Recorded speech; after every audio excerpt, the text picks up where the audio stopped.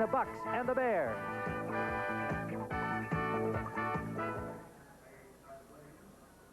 The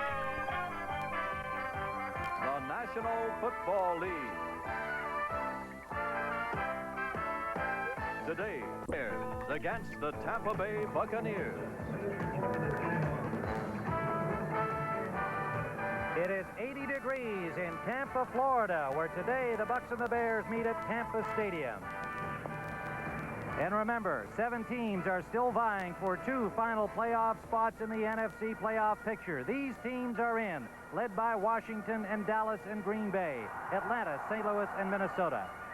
And these teams are still trying to get there.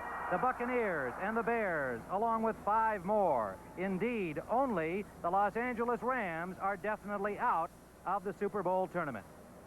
Hello, everyone. Tim Ryan and Johnny Morris here in Tampa, Florida. Happy New Year to you. And Johnny, of course, the Chicago Bears and the Buccaneers down to a showdown here today. The Buccaneers are masters of their own destiny, a win or a tie, and they are in the playoffs. The Bears, on the other hand, like last week, need some outside help. Yes, they do. First, they have to win this football game. Then depend on either Detroit losing to Green Bay or the 49ers losing to Los Angeles. Then they would be in the playoffs. Well, last week, they got their offense together against the L.A. Rams, did a fine job. On the other hand, their then #1 ranked defense gave up 500 passing yards to Ferragamo. That's right. Doug Williams is going to go after that, but Williams has not had that much success against Chicago, completing only 43% of his passes. The Bears have given him fits over the years, so we'll see what happens today. Well, of course, they've, like many teams, gone to the short passing offense here in Tampa Bay, and that has made the made man Wilder, the youngster from Missouri. Yes, James Wilder has caught 27 passes in his last 3 games, 47 passes on the season. He has really become an integral part of the Tampa Bay offense, that they have switched from the long passing game to the sometimes shorter passing game. He is now second in the NFC. So James Wilder will be an important man. Over on the other side for the Chicago Bears, how about another fullback, number 26, Matt Suhey, who has had a hip pointer and also a back injury, but he's going to be back in the lineup. He's caught 35 passes, ranks 5th in the NFC. So as you can see, both teams have gone to the backs more this year with the control-type passing games. We'll see which one has the most success this afternoon in a big game, which really comes down to a playoff game because the winner goes. Tim, it's about time for the kickoff. Okay, it'll be the Buccaneers kicking it off, Johnny. Bill Capice, the hero of last week's victory over the Detroit Lions. Deep for the Bears to our left. Ricky Watts on the goal line. Fisher and Gentry are the up men near the 10-yard line. The Buccaneers in their bright orange jerseys, and most of the fans here, nearly 72,000 of them also in bright orange jerseys. And the ball is taken by Watts at the 10-yard line. Watts shakes off one tackle and gets out over the 30. And Ricky Watts, who had a big day returning last week against L.A., gets off to a good start today. Thomas Morris, number 24, made the tackle on Ricky Watts. Offensively for the Bears in the opening series, McMahon at quarterback, Payton and Suhey the running backs, Marjoram and Bashnagel are the wide receivers. McKinley, Jackson, Neal, Hartnett the rookie, and Van Horn across the front with Emery Moorhead the tight end. And the Bears on first down. Last week they threw the ball considerably on first down against the L.A. Rams. Let's see if they try and do that against a defense that most teams think you can run against much easier than you can pass against, the Buccaneers defense. McMahon will throw on first down to Payton. Payton skips around the attempted tackle try of Cecil Johnson, the linebacker, and it's Green and Johnson who ultimately catch up with him. And Payton jumps out there over the 40-yard line. It'll be a pickup of 9, maybe, well, about 9.5 yards on the play. Defensively for the Bucks in their 3-4, Stalls, Logan, and Leroy Selman, a Pro Bowler on the right end. Hawkins, Cecil Johnson, Scott Brantley, and Hugh Green. Green also going to the Pro Bowl. Thomas, Washington, Colsey, and Brown, the secondary. Second and about a half yard to go for the Bears. Watts in motion. They give it to Payton. Payton has the first down and squeezes out to the 45-yard line of Chicago. Interesting play with the wide receiver, Ricky Watts, coming in motion and having to go right up the middle of the hole. You don't see that too often with a wide receiver, and he threw a good block as Payton got the first down for Chicago. The Bears' offense has become much more diversified the past couple of games, and Mike Ditka has kind of thrown caution to the wind. He's come up with all kinds of plays, and a lot of them have worked. Scott Brantley made the tackle on Payton, but the Bears have a first down at their own 45-yard line. Payton alone setback. They set Suhey on the wing. Suhey now goes in motion. Payton running in that direction. Takes it upfield. Crashes over the 50-yard line into Buccaneers territory at the 48. Met there by the safety, Cedric Brown, number 34, and Hugh Green, who seems to be everywhere around the ball, number 53. Walter Payton had himself quite an afternoon last week, 104 yards rushing, more than 100 yards in pass receiving. There's Phil McKinley blocking on Leroy Selman. You're going to see number 65, Noah Jackson, come out there and push the block out, and that's when Payton turns up the field and gets the key yardage. The Bear offensive line has improved quite a bit the last couple of games. 2nd and 4 for Chicago in the Bucs territory. Slot formation left. In motion again, Suey off the wing right. Lots of time for McMahon, going for Suey, and it is almost picked off by Norris Thomas, number 41, who had excellent coverage on Suey. An interesting pattern there, getting the fullback way downfield, Johnny, and of course he is nursing both a hip pointer and a sore back suffered last week against the Rams. Well, Norris Thomas will say, I'll take that anytime, as he's waiting for a fullback to come down the field. Suey had gone in motion, and Norris Thomas almost had himself an interception. A little bit better hands than he would have, but he had Suey well covered as the Bears come up with a play they have not tried before. So it is 3rd and 4 for the Chicago Bears. All at the 49-yard line of the Tampa Bay Buccaneers opening offensive series. We are just underway live from Tampa. Another unusual formation for the Bears, and Moorhead, the tight end, in motion. Up the middle for Suey, and he just flat out dropped it. McMahon had Suey slightly behind him, but you can see that Matt Suey is saying to himself, I should have had it. Yes, I don't think he looked quite in time. McMahon threw it a little bit before Suey was expecting it, which doesn't take Suey off the hook, but he dropped the pass, and now we'll see Tampa Bay getting the football. And we should point out that Tampa Bay, a tie will put them in. In other words, they don't have to win this game. As far as the Chicago Bears are concerned, they have got to win this game and then need help from a couple of other football games to make the playoffs. Either, as we mentioned earlier, Detroit losing or San Francisco losing. Detroit at home to Green Bay, and you'll be seeing that game later today on CBS Sports. And the San Francisco 49ers are at home to the Rams. Parsons hitting it for the Bears, angling for the sideline, but it goes into the end zone over the outstretched arm of Ricky Watts, who tried to down it at the 1. A 49-yard punt, but it will be a touchback. And the Buccaneers will start offensively from their own 20-yard line when we return with 12:27 remaining first period. Tim Ryan and Johnny Morris on a sunshiny day here. Some clouds in the sky in Tampa Bay as we see Mike Ditka on the sideline talking the routes over with Ken Marjoram. And the Buccaneers start offensively. Doug Williams at quarterback, passing at 53.9%, 7 touchdowns, 9 interceptions coming into the action today. And his running backs are Wilder and the rookie Melvin Carver. And it is Carver on the first carry of the day, picking up 3 yards. Carver, quite a story, the free agent from University of Nevada, Las Vegas. And there you see the rest of the offense. Jones and House are the starting wide receivers, with Wilder and Carver in the backfield. And across the front, Revis, Snell, Wilson, Greg Roberts, and Sean Farrell starting for the injured Charlie Hanna at right tackle. And Roberts moving into the guard slot where the rookie from Penn State, Farrell, would normally be. The tight end is All-Pro Jimmy Giles. 2nd and 8 for the Buccaneers. Williams wants to go deep, and he overthrows everybody. Schmidt was deep on the coverage. The intended receiver was Kevin House, number 89, but Schmidt was well back there with him. It'll be 3rd and 8. The Bears defensively. Across the front, Hartenstein, Osborne, Hampton, and Harris, and Dan Hampton is headed for the Pro Bowl. Wilson, Singletary, and Gary Campbell, and what a season Mike Singletary is having in the middle. Schmidt, Frazier, Fensick, and Walterscheid. Doug Plank was ready to come back today off injured reserve, but the Bears chose not to activate him. Walterscheid continues in that safety spot. It is 3rd and 8. House and Jones are the wide receivers. House in motion back to the ball. Williams pumps once, and then it is intercepted by Fensick at the 35-yard line. It was intended for the tight end Giles, but the pass was off mark, and Fensick got himself a free one.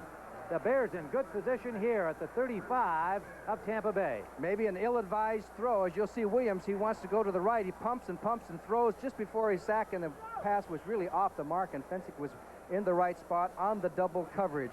Okay, let's take a look at Giles coming down. Walter shied on the jam here. Then Giles tries to adjust to the outside, but didn't get over there fast enough. And you can see Fensick, who was down deep, just watched the quarterback, Williams, and intercepted the ball. That's 7 interceptions that he has against Tampa Bay during his career.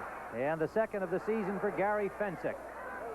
The lone setback is Walter Payton on the draw. Payton with the ball over the 30 to the 27-yard line, where Scott Brantley and Hugh Green, the linebackers, 53 and 52, combined to pull him down. And a gain of about 8, maybe 9 on the play. And we'll see where they spot the ball. And it's going to be an 8-yard pickup for Walter Payton. So the first miscue of the game by the Buccaneers, giving the Bears excellent field position in Tampa Bay territory. Scoreless football game, first period. Wide to the left goes Watts. Moorhead lines up on the left side. Mike Ditka indicated he'd be over there a lot against Leroy Selman and Hugh Green on that side. But now he comes in motion. The pitch to Payton. Payton, a nice defensive play by Scott Brantley, the third-year man from Florida, slicing in between the blockers and tripping up Payton. Did he get the first down yardage? It looks like it's going to be short by about a yard. Nice play by Brantley, because he went right over Perry Hartnett, the Bears right guard, to make that tackle. You're going to see 71 here. See the right guard pulling out, and you're going to see Brantley come right over 71, the block, and make the tackle and stop Payton. Good play by Brantley, whose career was in jeopardy when he came out of college. They told him he should never play football again because of a little head injury, but he has overcome that. 6'1", 230-pounder, taking the starting role from the veteran Richard Wood. This is 3rd and 1. 3 tight ends are in to block, and Payton has the first down to the 20-yard line of the Tampa Bay Buccaneers. Again, Hugh Green, and this time with Cecil Johnson, number 56, the veteran of the linebacking corps, making the stop, but the Bears continue to march. And you could see on that play how the Bears had pushed the Tampa Bay defense a couple of yards off the line of scrimmage on that play. The Bears are getting some good blocking in that line, plenty of running room. They had Robin Earl and Brooks Williams in joining Moorhead to provide the power blocking on the 3rd and short. 1st and 10 from the 20-yard line of Tampa Bay. Suey and Payton come out in the I formation. Marjoram left, Bashnigel right. McMahon, play fake. Pass too low, intended for Ken Marjoram. He threw it into the ground, trying to hit him at about the 10-yard line on a post pattern. On the coverage was Cedric Brown, the safety, number 34. And Mark Washington was waiting. They had that one pegged as the Bears. Kenny Marjoram, who's had a couple of touchdowns the past few games and had a couple of called back, has really come on. The Bears haven't really stressed the wide receivers so much. They've been throwing to the backs a lot, and, of course, the tight end Emery Moorhead. Like Suey had 35 coming into this game. Payton now has 30. As you look at John McKay, who has built this team into a contender every year after that 0-26 start. I guess that gives him nightmares every time he thinks about it. And since then, 2 division championships. They give it to Payton, back against the grain, and the Bucs shut it down. The initial charge by Brantley again, who has successfully been blitzing into the Bears backfield, and then Cecil Johnson wrapped him up just over the line of scrimmage. It'll bring up 3rd and about 9 for the Chicago Bears. Big play coming up. As you know, the Bucs were number 1 in defense in the NFC coming into this game, number 1 against the pass, and number 11 against the rush, but overall, number 1 on defense. And they have, in the past few games, come up with some big defensive plays on key downs. This is a big one right here. Number 2 pick this year, Booker Reese, big defensive end, has come in, and John Holt, the second-year defensive back, their nickel back. For the Bucs defensively, Suey in motion. Straight drop by McMahon. Running out of time, it's sacked. Dropped by Dave Stalls. Number 65, the left defensive end, acquired from Dallas in a deal in 1980. Now, that's something a lot of teams haven't been able to do to Jim McMahon, especially early, because he gets out of the pocket so well. Number 65 will come from the right of your screen, and he gets through right up the middle, gets by the center, Dan Neal, I should say the right guard, Hartnett, and makes the tackle, and that's a big play. Here's Dan Neal, 52, picks up the wrong man to help out on the block as Stalls got by Noah Jackson for the tackle. Bob Thomas will attempt the field goal from the 33-yard line, a 43-yard attempt for Thomas. 7-yard loss on the play to McMahon. Thomas has it up and good. Bob Thomas with a 43-yard field goal has put the Chicago Bears on the scoreboard first. We have 7:59 remaining in the first period. The Chicago Bears 3, the Tampa Bay Bucks nothing. He joined the Chicago Bears a week ago. Kind of an ironic story. Started the season, got cut in favor of John Rivetto. Played for the Detroit Lions when Kenny Murray walked out in a contract dispute. Was cut by the Lions after the strike. Finds himself back with the Bears. And he is now 3 for 4 kicking field goals. And he kicks off. But the Bears in front 3-0. A short kickoff comes down at the 15 and bounces upfield. Is knocked out of bounds by the Buccaneers, who will start from there because they knocked the ball out of bounds. Had it gone out on its own, the Bears would have had to kick it over. And it looked like Jeff Davis, reserve linebacker, number 58, trying to field it, was the man who knocked it out. So the Buccaneers will start from their own 19-yard line. The Bears came very close to recovering that ball. I thought the Buccaneers went a little bit nonchalantly after that football. Dan Raines was almost on it. First quarter scoring, Bears 41 to the Bucks 9. The Bucks have been a second-half team all year, and they may have to do it again today. It is first down for Tampa Bay at their own 19. Wilder and Carver are the running backs. The pitch out to Melvin Carver, off tackle, and a good tackle on the play by Otis Wilson, number 55, tripping up Carver. Carver, 5'11", 215-pounder. His teammate at Las Vegas, Michael Morton, was drafted number 11 by the Bucks, but Carver wound up being the starting running back. You'll see 55 Otis Wilson avoid the block by number 32 James Wilder and hold his ground and make the tackle. Good play. Wilder doesn't miss that many blocks. He missed that one as Otis Wilson dodged it. It is 2nd and 9 for the Buccaneers out of the I formation. Off the wing right comes Kevin House. Play action. Williams complete. First down yardage to Theo Bell. Lenny Walterscheid pulls him down at the 34-yard line. A 13-yard pickup and a first down for the Bucks. Theo Bell, acquired as a free agent last year from the Steelers. Okay, I think that's one reason they threw that long pass on Schmidt's side before at the play action, because they want Schmidt to be off deep. He has a tendency to play a little deep anyway, and Theo Bell comes back, the easy reception in the hole. But they ran that long pass on Schmidt early in the game. Finally, Walterscheid brings him down, and Otis Wilson, but they may have been thinking in the long run of trying to set Schmidt up. Now you can see probably double coverage up on the top of your screen. House comes left, Gordon Jones right for the Buccaneers. Straight drop by Williams on first down, swings it out for Carver. Carver shakes off the tackle of Campbell and gets out to the 45-yard line of the Chicago Bears, but a flag down. A 9-yard gain. The flag was down on the Bears secondary. Well, it was around the area of Kevin House and Gary Fensick, and Fensick may have hit House a little bit too far down the field. Well, the referee, Bob Frederick, talking it over with Doug Williams. Holding, number 59 on the defense, refused.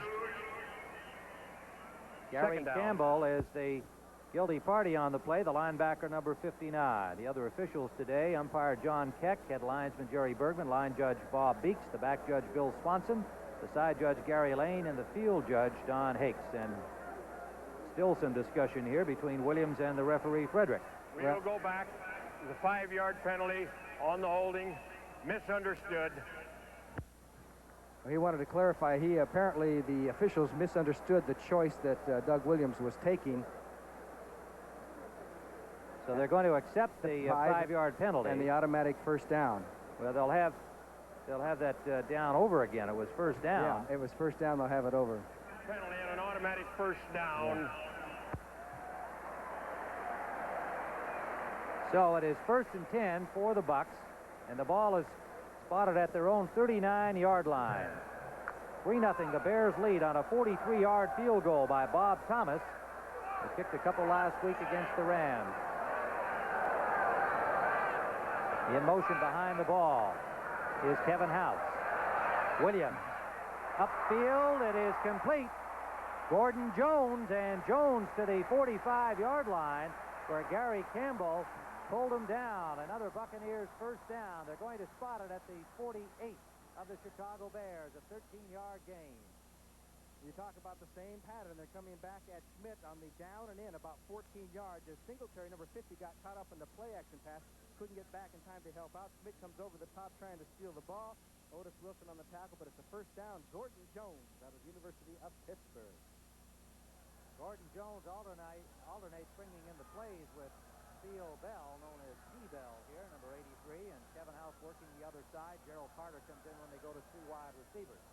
That is Melvin Carver spinning, but the Bears shut him down at the line of scrimmage. Hampton made first contact, and then number 76, Steve McMichael, getting some work at tackle, finished him off. So there is no gain on the play. The Bears had a blitz coming with the defensive backs. And, sometimes a blitz is so much more effective against the run than it is the pass because they start filling in those gaps. As you look at the Chicago Bear defense, 7th in total defense. They were first after last week's game, before last week's game, and now are 7th, as you know how well the Rams did against Chicago. And indeed, the Bucs moved into first place in the NFC defense total.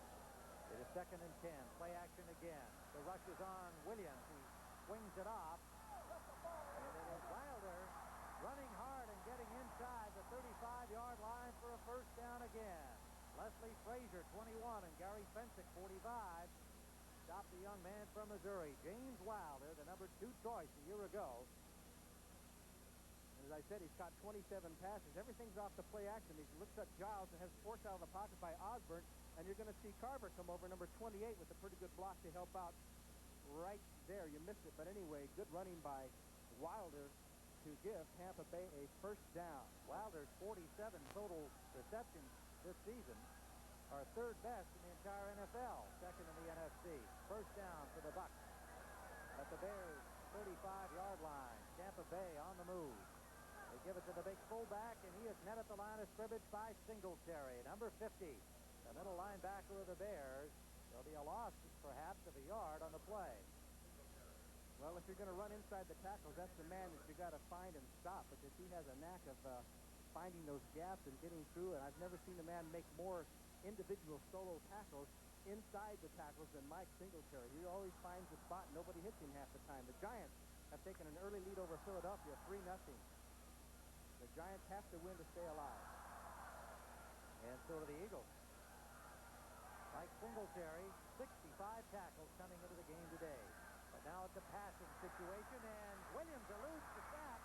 Hampton had him. Williams will run it. 4 knee and all for a first down to the 21-yard line of Chicago. And listen to the crowd. Well, that's what happens when you have a strong quarterback, a big quarterback, and a quarterback who can run. He does have that bad knee, which will probably need some work on it at the end of the season. But Dan Hampton is frustrated. He thought he had him. He got through. You're going to watch number 99. There's Snell blocking. He just bats him aside, gets through 2 men, and gets the clamps on Doug Williams and his strength of his legs. He couldn't bring him down, and Williams takes off. Has pretty good speed for a quarterback and, as you know, plenty of strength. But you could tell by the way he was running that he's limping just a little bit. There's an ace bandage kind of a wrap on his left knee, and bone chips rattling around in there. He's expecting postseason surgery to remove those, but he ran well enough there. 13 yards and a first down at Carver this time. Carver gets only a yard inside the 20 of the Bears. McMichael and Wilson, 76 and 55, making the stop on Melvin Carver. Certainly the story of Tampa Bay this year. The rookie free agent finds himself a starter at running back. James Owens had started at that spot and has been playing awfully well, but he got hurt a little bit. Carver got the start. John McKay says he's in there as a starter until proven otherwise. The Jets leading Kansas City 6-0 first period. Cincinnati in front of Houston 7-3. Poor Oilers continue to have their problems. 2nd and 9 for the Buccaneers. Williams running out of time, gets it off complete to the tight end Jerry Bell, the rookie from Arizona State. I believe was the receiver. No, it's James Wilder. Wilder 32, not Bell 82. Wilder gets down to the 10-yard line. What a pass by Williams. Yes, and Hampton is really going to be frustrated. Number 99, as he gets through and gets on to Doug Williams, who has such strength. Even though he was falling backwards, he still was able to spot Wilder and make the completion. That's individual effort. Great play by Doug Williams. Otis Wilson, number 55, making the tackle. And a fine reception by James Wilder, who, as we said at the top, has become the main man of this Bucs offense. It is first down, and they give us to Carver. Carver takes up the middle and struggles to the 5 with a good second effort. Lenny Walterscheid finally stops him there. It'll be 2nd and 5. They need to get to about the 4-inch line for a first down, so it's effectively 2nd and goal. It's kind of warm down there on the football field. As you take a look at John McKay, and there's Nelson, Bill Nelson next to him. Of course, he is always talking upstairs and sends in the plays with John McKay's approval. Bears have Steve McMichael in as Mike Ditka hoping they can stop the Bucs here. Bell and Henderson have come in the secondary. Oh, big defensive play. That was Steve McMichael burying Melvin Carver for a loss back to the 9-yard line.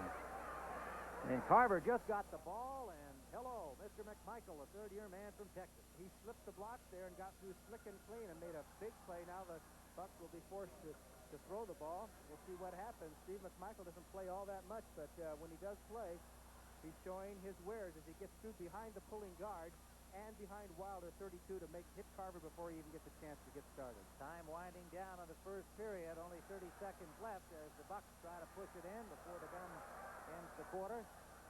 It is 3rd down. Williams trying to find a man. It's going to be sacked. He dropped the ball. It's picked up by McMichael. Steve McMichael lumbering downfield. 2 Bucs in pursuit at the 20.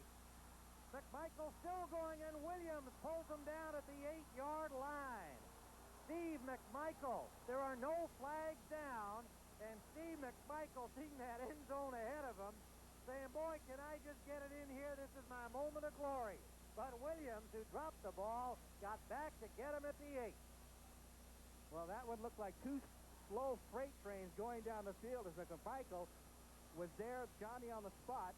It was not McMichael who forced the fumble, as Doug Williams could not find a receiver, and Jim Osborne puts the clamps on him right there and forces the ball loose as Williams is trying desperately to make a last-second decision on a pass, and McMichael picked it up, got a block from Dan Hampton, number 99, and there is Williams, number 12. As Revis is chasing him, McMichael put a little move on him, but as a dipsy-do move, and the Bears are on the 8-yard line. Big play.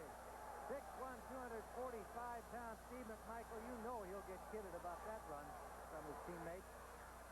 Matt Suey blasting to the 5-yard line, a gain of 3 as the Bears, with the 2nd turnover by the Bucs, find themselves in scoring position once more as the first period comes to an end. A 64-yard run back of a recovered fumble by Steve McMichael has the Bears on the doorstep again, and they lead 3-0 here in Tampa Bay. We'll be back for the 2nd period in a moment.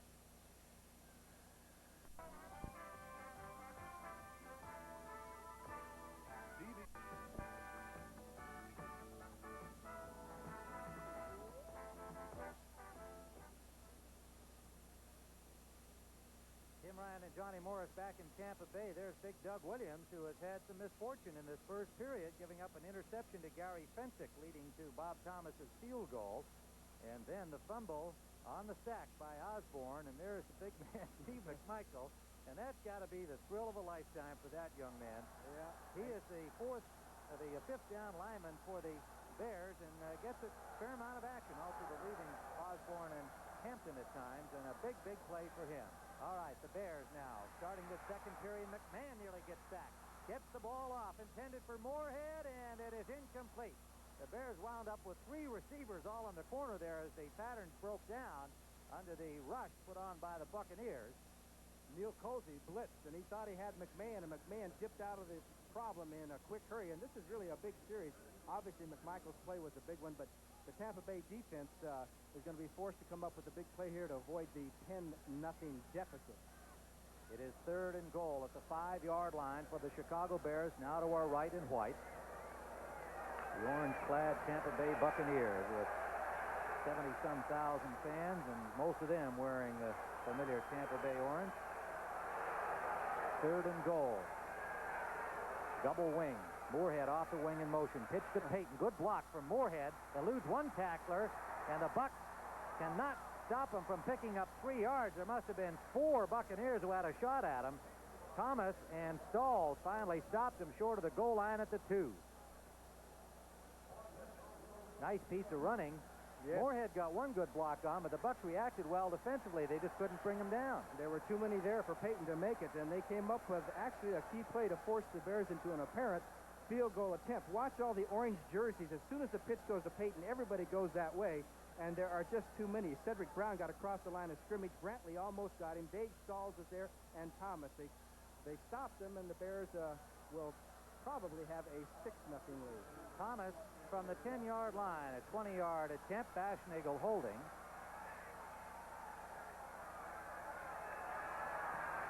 And Thomas with a chip shot has the Chicago Bears converting a pair of turnovers by the Buccaneers into 6 points here in Tampa Bay. 13:58 remaining in the first half. The Bears lead it 6-0.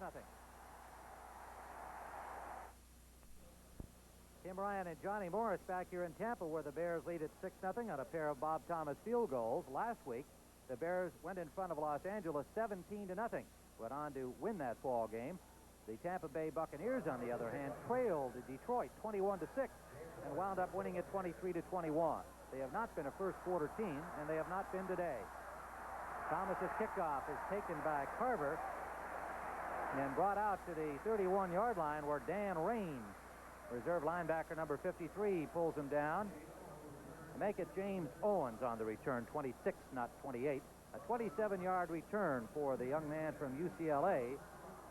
James Owens acquired in a trade last year from San Francisco.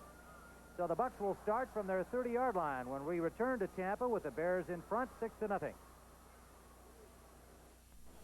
Buccaneers cheerleaders will try to stir up their squad here as the Bucs have first down at their own 30-yard line following the kickoff return by James Owens. And Doug Williams is 4 of 6 for 51 yards. That includes a 20-yard loss via the sack route. He has an interception and a fumble. Carver with a nice spin away from Osborne turns it into a 6-yard gain. What a move by Melvin Carver. Campbell and Al Harris stop him there, and it might be a 7-yard pickup. And so let's meanwhile go to our studios in New York for an update from Brent Musburger. Tim, this is how the Eagles went ahead of the Giants. Wilbert Montgomery's underneath. Jaworski up over the top of him. DeVito Cab, a rookie from Penn State. 7-3 Eagles are on the move again. Back to Tim. All right, Brent, there's our score here. 6-0 for the Bears. It is second and a long 3 for the Buccaneers from their own 36-yard line. And the give again is to Carver, and Carver is dropped by Mike Singletary right at the line of scrimmage. Singletary, number 50, slicing in to make the ankle grab, and a pickup of little or no gain, I would say, on the play. They haven't moved the stick at all, so it is still third and a long 3 for the Buccaneers. Jones comes in, Gerald Carter comes in, and they'll go to 3 wide receivers. One thing that is developing is you can tell that Tampa Bay has had trouble now establishing the running game. They're going to have to go to the pass here pretty soon and forget about trying to establish the running game. Now they set the wide receivers. In the slot right goes Carter. House comes out to the right. Blitz up the middle. It's almost picked off by Al Harris, and it is tipped to Wilson. Wilson has the football, and he will score. Otis Wilson. Al Harris got a hand on the ball, and Otis Wilson plucked it out of midair, and the Bears have scored on another Tampa Bay turnover. Let's see that one again, Johnny. Okay, Doug Williams under pressure as they come from the left side, and he just throws a little planned play, and there is Al Harris, who batted the ball away, and Wilson just scooped it up and batted it, and James Wilder missed the tackle right there. 32 was the man that had a chance to get him, took the dive, and Wilson showed some speed for a linebacker. Fullback couldn't catch him. 39-yard touchdown run by Otis Wilson, but what a job he did keeping that ball in the air. Harris batted it down. He nearly had the interception, and the ball looked like it was no more than about 6 inches off the ground when Wilson saved it with a little bobble that got it up where he could grab it. Thomas for the point after. So the Bears have jumped into a big lead now with 3 turnovers. Thomas hits the PAT, and the Chicago Bears here early in the second period now lead it 13-0. Let's see that one more time, and watch number 55 keep this ball alive. Okay, and we'll watch Al Harris, number 90, as he's the one who makes the initial contact to keep the ball. And there's Harris, 90, bats the ball away from Wilder. There, you can't quite see it, but he bats it, and boy, I'll tell you, nice play. Otis Wilson, and Wilder could not catch him. Brilliant play by Otis Wilson, the young linebacker. from Louisville, and the Bears in front 13-0. Kim Ryan and Johnny Morris, as we look at the Bears bench, the offense has not had to do much here so far this afternoon. The defense has been doing it all. Fensick, McMichael, and Wilson involved with the Bears turnovers by the Buccaneers. And it is taken by Melvin Carver on the kickoff, who takes it over the 32-yard line for Tampa Bay. 19-yard return. And there is the story in a nutshell, or in a one-page graphic, as they call it in TV biz. An interception leading to a Thomas field goal. The fumble by Williams to another one. And Otis Wilson taking the interception 39 yards for the game's only touchdown thus far. Interesting stat is that Tampa Bay had more fumbles than anybody in the league going into this game, 25 fumbles. Well, now Doug Williams has got to dig himself out of the 13-0 hole. First down from the 32-yard line of the Buccaneers. Carver and Wilder, the running backs. Play action up the middle, wide open, and it's dropped by Kevin House. Kevin House was looking downfield for some real estate, took his eye off the ball. The ball was right on the numbers, and he doesn't drop very many at all. House on the post pattern. See 50 there. Singletary gets caught up in the fake of the run. Here's House. Walterscheid is to the front of him here, and he's thinking about Walterscheid, I think, rather than catching the football. And it is incomplete. Nothing's going right for the Buccaneers. This is one of those games that so far every bounce of the ball, every break has gone Chicago's way. But 2nd and 10 for Tampa Bay. A win or a tie today gets them into the playoffs. They could get in with a loss. We'll come back to that in a moment. It would take a lot of funny things happening. Owens is in the ball game offensively. The pass is complete to James Owens, who had the big touchdown last week against Detroit, and the Bucs have a first down. Leslie Frazier making the tackle for Chicago. Now we're going to show you that Giants-Philadelphia score. The Eagles now lead at 7-3 in the second period. What the Buccaneers need, if they lose today, in order to get into the playoffs, is all of the other 3-5 teams to lose, and this game, the Giants and the Eagles, to end in a tie. That's asking a lot. Yes, it is. I think they'd rather win this game and not have to worry about that, but they got their job in front of them. Well, they've got lots of time. It's only a 13-0 game. Most of the second period still remaining, 11-18 and counting. And Williams, as everybody knows, can get points on the board in a hurry. What a diving catch there. That was Gordon Jones, number 84. On the catch from Doug Williams, and now the Bucs in Bears territory with a first down at the 38-yard line. 13-yard pickup for Gordon Jones. That time the Buccaneers picked up the Bear blitz, and so they didn't have too many people downfield. A nice catch by Jones, and as we're going to take a ground level action, you're going to see Todd Bell get caught up, number 25, and Williams runs away from the blitz, which enables him that extra second to throw the ball. And here comes the grab. Finger grab, Gordon Jones. Nice play. First down, Buccaneers. Bears 38. One running back is James Wilder. 3 wide receivers. Short drop. Quick sideliner. Frazier on the coverage grabs Theo Bell, number 83, and a gain of about 4, maybe 5 yards on the play for the Bucs. Some other scores around the NFL today. Washington in front of St. Louis, 14-0. Washington going for its 8th win in its final game of the season. St. Louis, like the Redskins, already in the playoffs. Kansas City 7-6 over the Jets. That game in the second quarter. New England 3-0 over Buffalo. That's a big one. The winner of that game will make it into the playoffs. Melvin Carver back in at running back. James Owens out.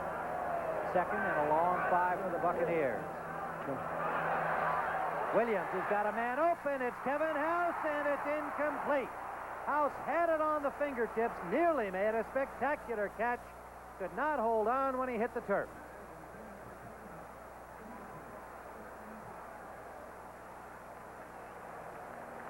A super try by Kevin House. Actually, I thought he had the ball. As he came down, it bounced loose. Here's a Terry Schmidt trying to cover a 9-5 sprinter, and House had a nice grab and dropped it right before he hit down to the turf. Good call, but House was open. Third down, a long 5. Williams is now 7 of 12 for 86 yards, but a pair of interceptions that have been costly. They come out in the full house, and now in motion comes House. Straight drop Williams, and he's got a man open, Kevin House. House with a first down at the Bears' 12-yard line. Gary Fensick made the stop there. You can't count on these receivers of the Bucs dropping the ball too often. They're good ones. Yes, they are. And this time they just hit it over the middle, short of the zone. The Bears are back in their deep zone there. As you can see, Todd Bell and Gary Fensick both covering, waiting for House to get downfield, and they hit the pass quickly. That was a big play for the Bucs because it was 3rd and 5. It's been a long field goal had they not made it. So Tampa Bay has a chance to get back in it. Kevin House out to the left. Gordon Jones to the right. They give it in the middle. And it is Melvin Carver getting inside the 10 to about the 7-yard line where Otis Wilson makes the stop. A gain of about 4. The Chicago Bears came down here a couple of days early to get acclimated to this warm, humid type temperature. We'll have to see in the second half whether that does have an effect because it's warm down here. Would they rather be here or in Chicago I think today? they'd rather work out here. Oh, you mean play the game? They'd probably rather play the game in Chicago, but they would rather have been down here a couple of days like they were to try and get acclimated. The Bucs are used to this weather. It is 2nd down and 6. Hit job. Carver is cut off at the corner by Walterscheid. Good defensive play by the Bears. Fensick there with him, number 45. And a loss on the play of about 3 back to the 10-yard line. Watch Walterscheid. You're going to see number 23. He just comes from the backfield, just tears across from the inside. He'll come from right to left as Otis Wilson, 55, strings it out. And there was Walterscheid and Fensick, both in on the tackles. It's tough to run against the Bears today. Carver has carried 10 times and picked up only 13 yards. Last week against Detroit, he rushed for 68. House, Carter, and Bell, 3 wide receivers on 3rd down. Williams under pressure. Good defensive play by Hartenstein. The right defensive end actually covering on the pass play. Intended for James Wilder. And Hartenstein got a hand up in it. And I believe that was that Farrell blocking out there? And Hartenstein's being blocked. He just goes out and sees that it's going to be the swing pass. That was Revis, and Hartenstein comes across and makes a super individual play. And so the Bucs got down there 1st down, didn't do a thing in those 3 downs. Bill Capice comes in to attempt the field goal try. It'll be from the 17-yard line, a 27-yarder. Holding is the punter, Larry Swider. And Capice, sore leg, sore shoulder and all, knocks it through to finally get the Buccaneers on the scoreboard with 7:26 remaining in the first half of play. The Bears 13 and the Buccaneers 3. Tim Ryan and Johnny Morris back at Tampa Bay Stadium. Bill Capice will kick it off, having just kicked a 27-yard field goal to get the Bucs on the board at 13-3. He was the hero last week. Has a separation of his left shoulder, making a game-saving tackle against Buffalo 2 weeks ago. Has a sore thigh in his kicking leg. Got a little guy, and gets a pretty good kickoff to the 5. Ricky Watts, number 80. Watts squirts through over the 20 to the 27-yard line. And the Bucs will try and get the ball back quickly here with 7:17 remaining. A 21-yard return for Ricky Watts. It seems like it's been ages since we've seen the Bear offense, the way things have gone. We have, and the Bucs have had 9 first downs. Only 2 by the Bears, but they trail by 10.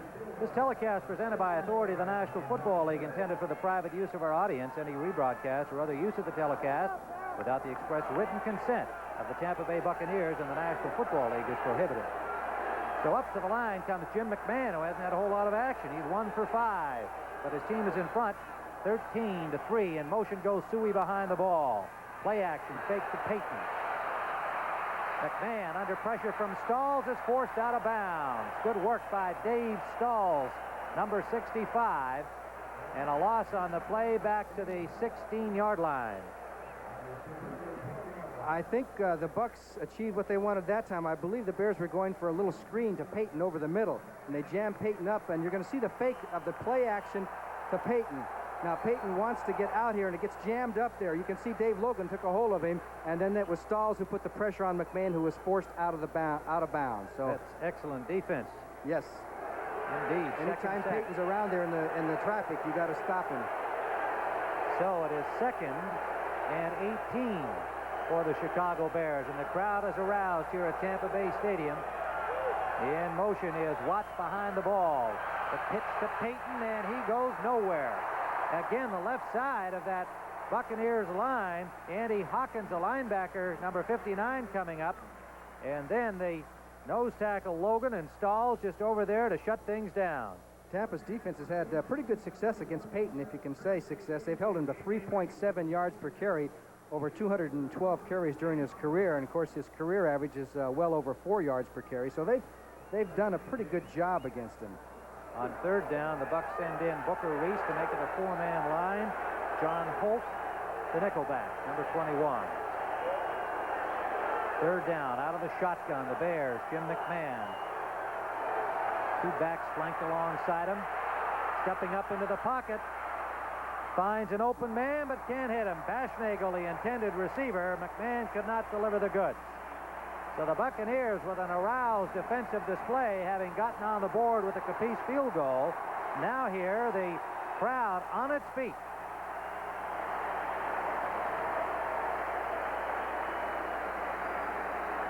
Bob Parsons will come in to punt. Bears have failed 5 out of 6 times to turn it over on 3rd down. But thanks to good defensive plays and miscues by the Buccaneers, they've got the 10-point margin. John Holt is back to receive. Tampa Bay has good chance to get good field position here, Tim. Parsons standing at his 4-yard line awaiting the snap. Line drive punt comes down at the 46. Holt's got running room. Oh! Beautiful running. Loose ball is covered by the Buccaneers. Holt, with fine running, got it to the Bears' 31-yard line. And Bob Parsons had to make the tackle on him. The ball was covered by number 56, Cecil Johnson, after Holt coughed it up. So there's that good field position indeed. Yes, and Holt made the most of it as the Bears didn't get down on the left side. No coverage down on the left side, and Holt makes a nice move here to get inside of Williams, and then fumbles after he's hit, as it was Parsons who was in on the tackle. He fumbles, he was down, and Tampa Bay has a 1st down and a chance to close the gap. So we'll return to Tampa Bay Stadium, 6:07 remaining in the first half, and the Bucs in scoring position. The fans here in Tampa make it a college atmosphere, and we've got a big college football game Saturday, January 15th here on CBS, 3:45 Eastern Time, the traditional East-West Shrine game. And a pair of quarterbacks you're really going to enjoy. Stanford's outstanding John Elway and Tony Eason of Illinois. Johnny Morris says Eason's going to make it in the pros too. That's January 15th here on CBS. 1st down for the Buccaneers. Following the 22-yard punt return, and Williams shakes off Osborne. Williams has a 1st down to the 20-yard line of the Chicago Bears, where Singletary forces him out. 2 good scrambles by Doug Williams, who has otherwise had his problems. An 11-yard pickup. His knee didn't look too sore on that one to me. As the Bears had instant pressure off the fake of the play action, and here comes Jim Osborne, 68. Williams still trying to get that pass downfield, and he did the right thing this time, took off, and Hartenstein tried to make the diving tackle. Here comes Singletary. You can see how fast Singletary is, and of course Williams, you can just tell it when he's running. He doesn't quite have that long stride that he had before his knee began bothering him. James Owens in the backfield, along with Wilder. The pitch to Owens, and he is pulled down from behind by Hampton. At the 18-yard line, a gain of 2 for the Buccaneers. 2nd and 8 upcoming. James Owens, we mentioned earlier, the 4-year man from UCLA, tried at wide receiver by the 49ers, back to running back here in Tampa Bay. Had 231 yards rushing coming into the game. As we see the time remaining first half, 5:30. Owens losing his starting job to the rookie free agent Melvin Carver, but with the 2 of them, he gives the Bucs some excellent depth at running back. Wilder the lead back in the eye. House out to the right. Play action. Williams just gets it away to Carver. Or make it Owens again, number 26. James Owens, and a gain of about 5. Otis Wilson making the tackle on Owens, and it'll bring up 3rd down and 4. The Bears once again put quick pressure on Williams, forced him to throw in a hurry, and of course that's caused a couple of mistakes in the past. They're doing a lot of play action, and with the situation where they're going to throw the ball, I think Williams might be better off just not to worry about the play action, get back and get set up, because he needs that extra second. Now the wide pro set. Wilder and Owens. Put the tight end up on the wing. Williams to the corner, and it is incomplete. Looked like a miscue on the pattern. Bell was the intended receiver, Theo Bell. Reuben Henderson, in defensively, number 20, suddenly saw the ball coming and no receiver around to catch it. Fortunately for Williams, he overthrew Henderson as well. So it'll bring up 4th down. You see Williams having some discussion with John McKay. There was certainly a mix-up in the route, either by the passer or the wide receiver. It looked like Williams expected Bell to run a little short out and up, an automatic conversion, but Bell did not. He stayed to the outside, and there was no other receiver over in that area to help out, too. Bill Capice from the 21-yard line, and he connects with his second field goal of the afternoon. And so the Bucs have cut the margin here with 4:26 remaining in the first half. Bill Capice's second field goal makes the score. The Chicago Bears 13, Tampa Bay 6. The Buccaneer looks on. Tim Ryan and Johnny Morris here in Tampa Stadium, where the Bucs have scored on a 30-yard field goal by Bill Capice to close the margin to 7. It is now 13-6. And by the way, Capice, who will kick it off, has now tied a club record of 16 field goals in a season set by Garo Yepremian in 1980. And, of course, he had 16 games to do it in. The ball bobbled by Gentry, but Gentry in motion now over the 25-yard line on the kickoff return to the 27, where Hugh Green, number 53, makes the tackle. 19-yard return for the rookie Dennis Gentry. So the Bears, who haven't had the ball a whole lot but still have the lead, will have first down. They've only had 16 plays, but they lead the game 13-6. Tampa Bay has had 31 plays, so it doesn't always matter how many plays you got. Some big plays by the defense for the Bears. The difference in this football game is Mike Ditka has a chance in this funny NFL season to make the playoffs in his first year as a head coach. The Bears have 3 receivers lined up to the left, 1 setback. McMahon, the quarterback, in motion off the wing, Suey. Pitch out, Payton. Turn back inside. Works his way for about 3 to the 29-yard line. And with 4:07 remaining here in the first half, let's join Brent Musburger in New York for an NFL update. Tim and Johnny, the Giants have snapped back against the Eagles. Scott Bruner here with a little play fake, freezes a linebacker, gets Ernest Gray going, and he extends on in for the touchdown. And it's 14-10 right now. Eagles still lead it. Let's go back to you now in Tampa, Tim.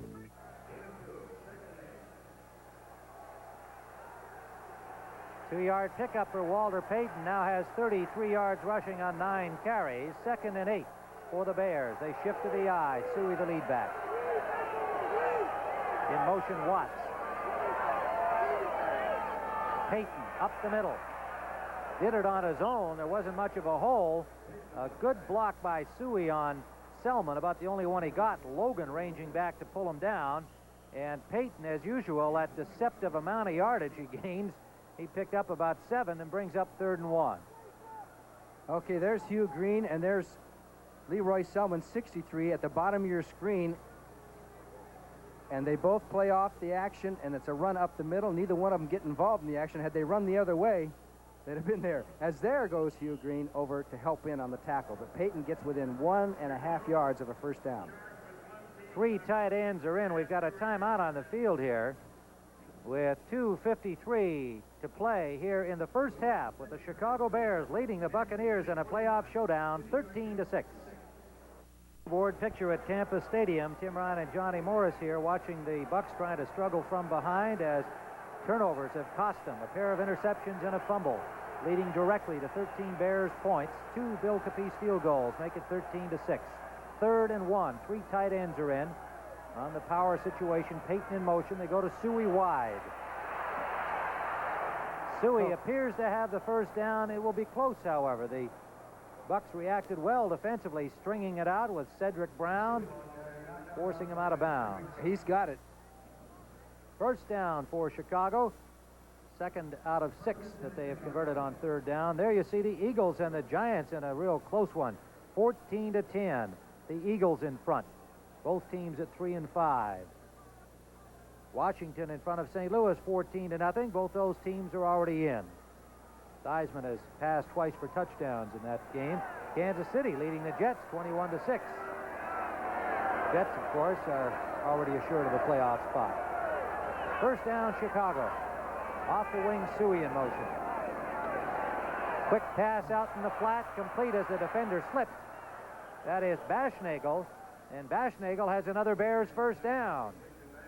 Norris Thomas slipped on the play, a 13-yard gain. I don't think he could have stopped the pass, but he could have shortened the pickup. 2:30 and counting here in the first half. Cleveland and Pittsburgh are tied at 7. Paul McDonald at quarterback has passed to Ricky Feature for the Browns. They're tied at 7. Cincinnati leading Houston 14-10. The Bengals, of course, are already in. The Cleveland game is a big one for them. First down at midfield. Play action. McMahon having to scramble, has Watts open, makes a diving catch. At the 18-yard line, Ricky Watts.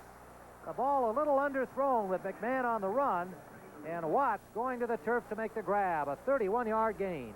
Super play by Jim McMahon and Ricky Watts. McMahon was under tremendous pressure, threw the ball, took his punishment, and the pass got down the field, 45 yards.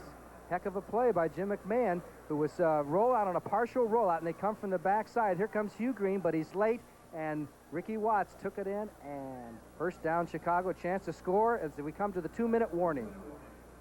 So the Bears finally get some offense going. They've scored 13 points with defensive help. Now they're in scoring position at the 20. Tim Ryan and Johnny Morris reminding you that coming up next, you're going to see, depending on where you are, one of these 3 doubleheader games. Green Bay at Detroit, the Rams at San Francisco, Atlanta at New Orleans, and obviously they all are affected by the outcome of this game here, because the Bears, for instance, if they win, they still need a loss by either Detroit or San Francisco in those 2 upcoming games. And conversely, those teams are affected by the outcome of this one. And meanwhile, Chicago with the lead by 7, 13-6, has a first down at the Bucs 20.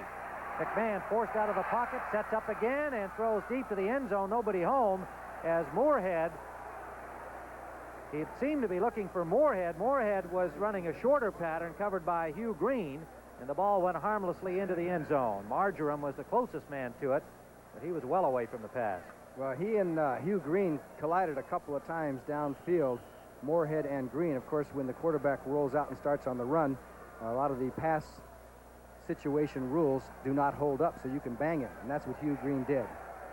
What a player this young man has become. Interestingly, they were strong at linebacker right from their very first year in the NFL, but they've got 4 new ones since then: Hawkins, Cecil Johnson, Brantley, and Green.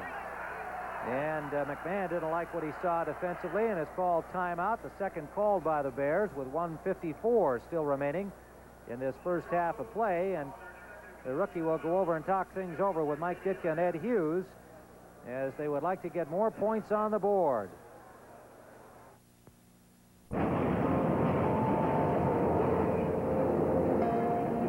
This is the hard side of Chicago, where life could be a dead-end street without someone who cares. Hi, I'm Walter Payton of the Chicago Bears, and I know because I grew up in a neighborhood where we didn't have agencies and programs to help keep kids on the right track. But here in Chicago, we do. Let me show you what I mean, guys. Let's see if we can make it to the lake. Let's go for it. It doesn't make any difference what age you are or what neighborhood you live in.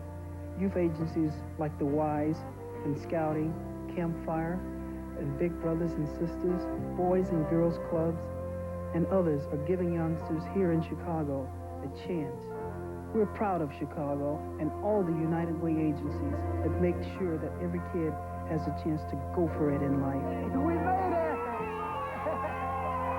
Thanks to you, it works for all of us. United Way. The message was brought to you by the National Football League. Tim Ryan and Johnny Morris, 2nd and 10 for the Bears from the 20-yard line of Tampa Bay. 1:54 to play in the first half. McMahon is 3 of 8 for 53 yards. Not impressive numbers, but no interceptions. And the big pass to Watts, getting them into this position here. In motion behind the ball, the tight end, Moorhead. They fake the pitch right. McMahon, and it is incomplete, intended for Moorhead. Moorhead takes it in, claiming he caught it. The officials say the ball hit the ground. It certainly appeared to. A low pass from McMahon, not well thrown.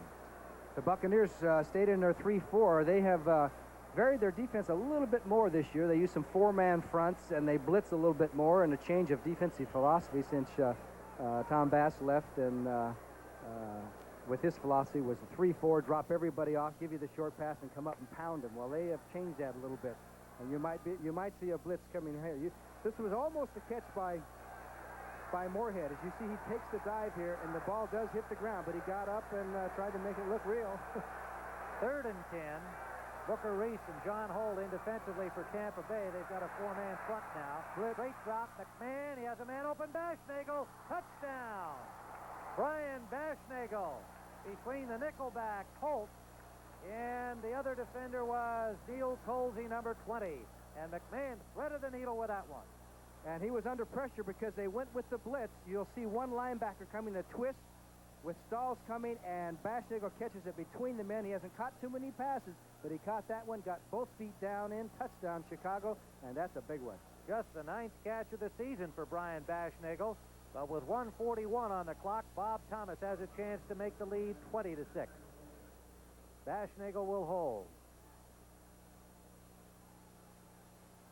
Boy, this place is dead silent, isn't it? Yes, it is. And Thomas connects. 1:41 to go, first half. We'll see that play to Bashnagel again. Let's take a look at it ground level. As Stalls was the man who was going to try and get there. He couldn't get there in time.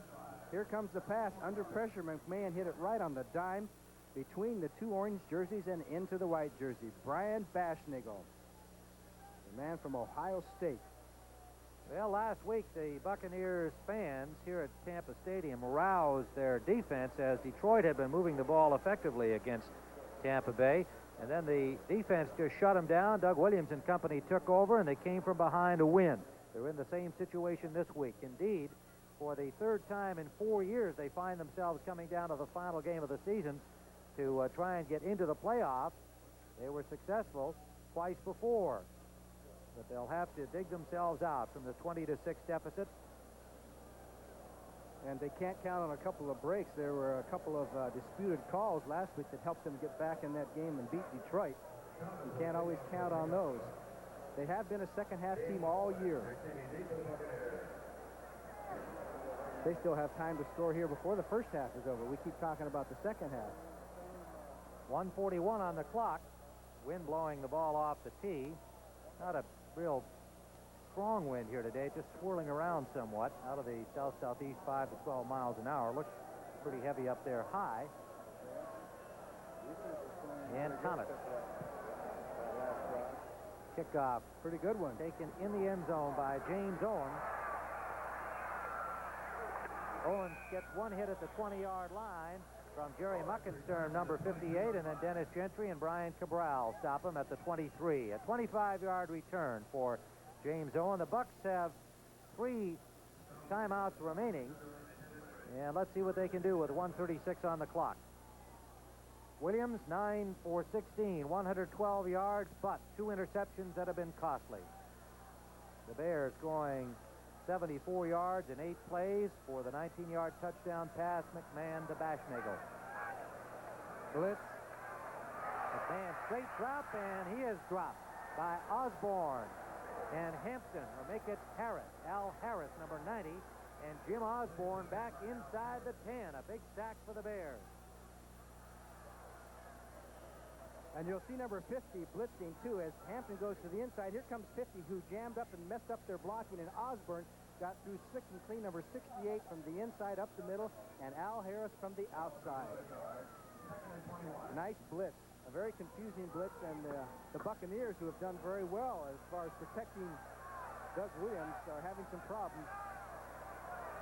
3 wide receivers now.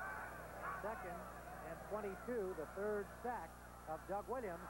And he gets this one off well to Wilder in full stride, and he nearly gets it all back.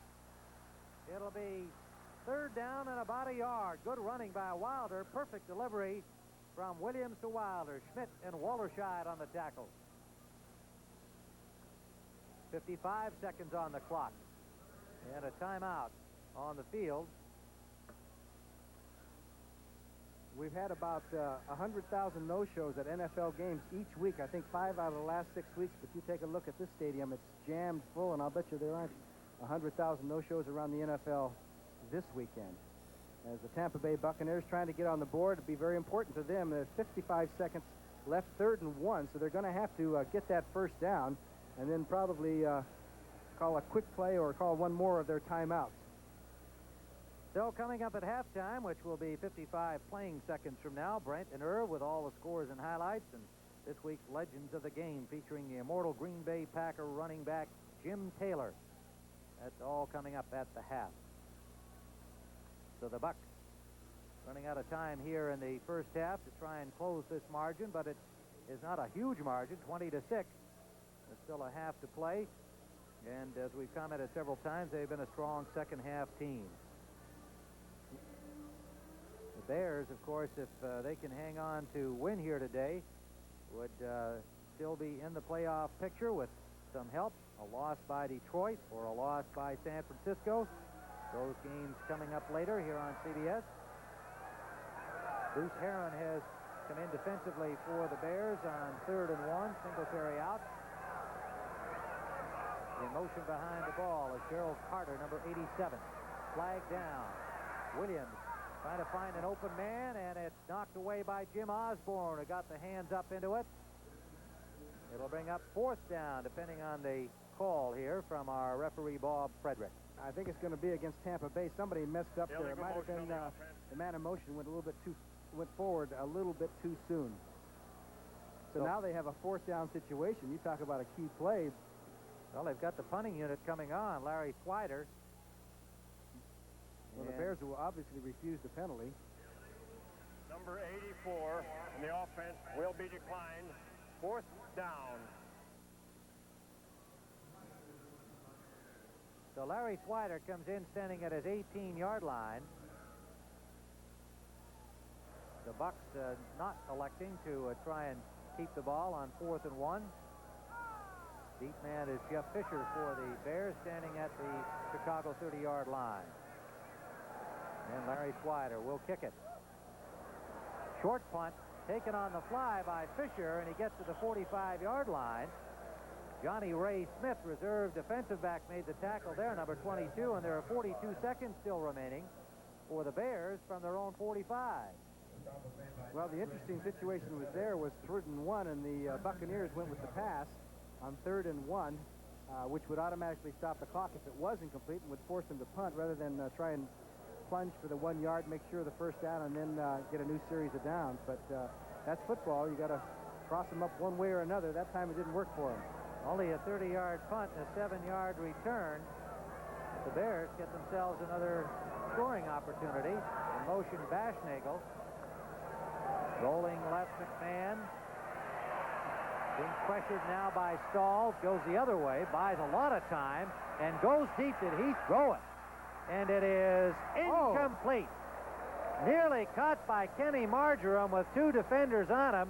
Cedric Brown, Neil Colsey were back there with him, but McMahon directing traffic again on the scramble showed that he's got some power in that arm. He threw that ball almost 60 yards in the air, and of course he had been running around. Dave Stalls thought he had him, number 65, as McMahon just has this knack of gliding out there and just kind of surveying the situation. There's Stalls, 65, goes one end to the other, trying to catch him and cut him off at the pass. There's McMahon. He does this so well. He threw that ball at the 40, at his own 40, and it comes down at about the goal line. So that's around a 60-yard pass and almost a super catch by Marjoram. Double coverage automatically, but McMahon did a heck of a job. Colsey got his hand on it first, and Marjoram nearly caught it after the near interception.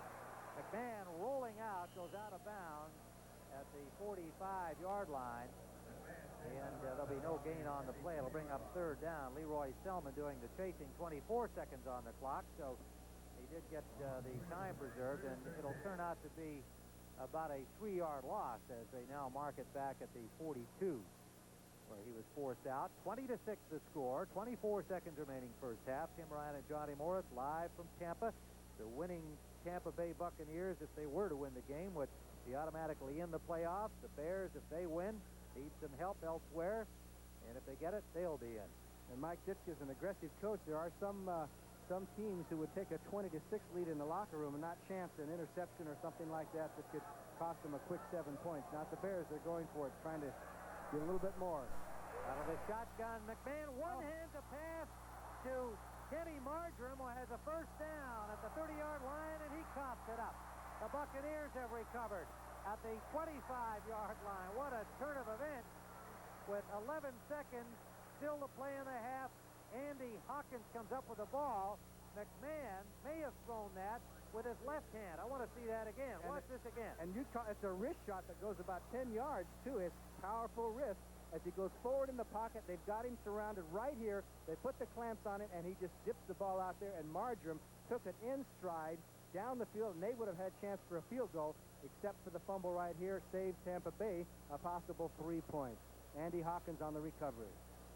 Neil Colsey making the hit and knocking the ball loose from Marjoram. A 28-yard pass play, but it turns into a fumble recovery by that man, number 59, Andy Hawkins. So 11 seconds left in the Bucs from their own 25. Williams on a deep drop. Short pass, it dropped incomplete by James Wilder, eager to get upfield. He just dropped the ball. 5 seconds left. They'll get one more before the end of the half. Well, we have had some wild and woolly play here in the first half at Tampa Stadium, with McMahon just kind of making a push pass. I don't know how you describe that because he just kind of pushed it off his chest, almost like a one-handed basketball pass. And Marjoram alert to make the grab, but unfortunately off a good hit by Colsey, coughed it up, and fortunately for the Bucs, Andy Hawkins came down with it. Lots of time for Williams. Sideline for House, out of bounds, incomplete. And that'll do it for half number one. Well, we have had a number of unusual plays. 3 critical turnovers leading to this lead by the Chicago Bears. A pair of Bill Capice field goals accounting for the Bucs scoring. And so the Bears, jumping into a 13-0 lead, find themselves ahead at the half. And thinking more realistically, perhaps, about a playoff shot, it is 20-6 at halftime. In white, the Buccaneers to our right in orange, and they are down 20-6 again. The wind capriciously blows the ball off the tee, and the deep man for the Buccaneers is James Owens, number 26, with Carver and Morris the up men. And remember, if the Bears win, they still need some help. A victory today would have to be combined with a loss by either Detroit at Green Bay, a game some of you will see later, or by San Francisco at home to Los Angeles. And some of you will see that game. And the kickoff is bobbled at the 10-yard line. It goes out of bounds off the hands of the Buccaneers, Owens, and so the Bucs will have to start. It's been that kind of a day. They'll have to start from their own 11-yard line. As you can see, not a huge offensive display. The Chicago's defense has done it so far. Tampa Bay leads in total yardage, 143 to 126, but those turnovers are critical. 3 turnovers, and a couple of them were really big ones, and that's been the difference in the football game. And also, the Chicago Bears have really shut down Tampa Bay's running game. Average only 3 yards per carry, and that's with a couple of scrambles by Williams. Mind you, the Bears have only had 44 yards net rushing as well. On first down, Williams intended for House, and it's broken up by Leslie Frazier, number 21, the free agent from Alcorn State.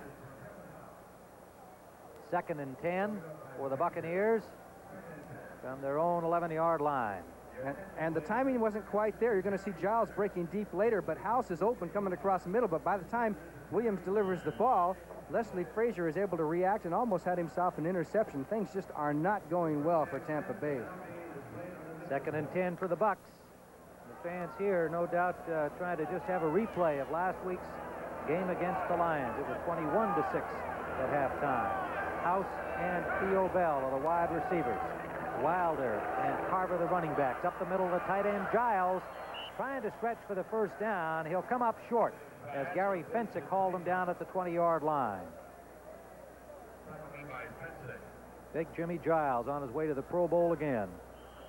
Okay, he always looks first for Giles. He comes inside the jam by Otis Wilson, who was going to cover the back out. He hits Giles. Had Pensick missed this tackle right here, Giles could have got a first down and much more because nobody else was around. And they have a pretty good pass play there where they'll look for Giles and then hit the Wilder, the back out in the flat. It gives Williams a two-way option. But so far, they haven't been able to make it work that well.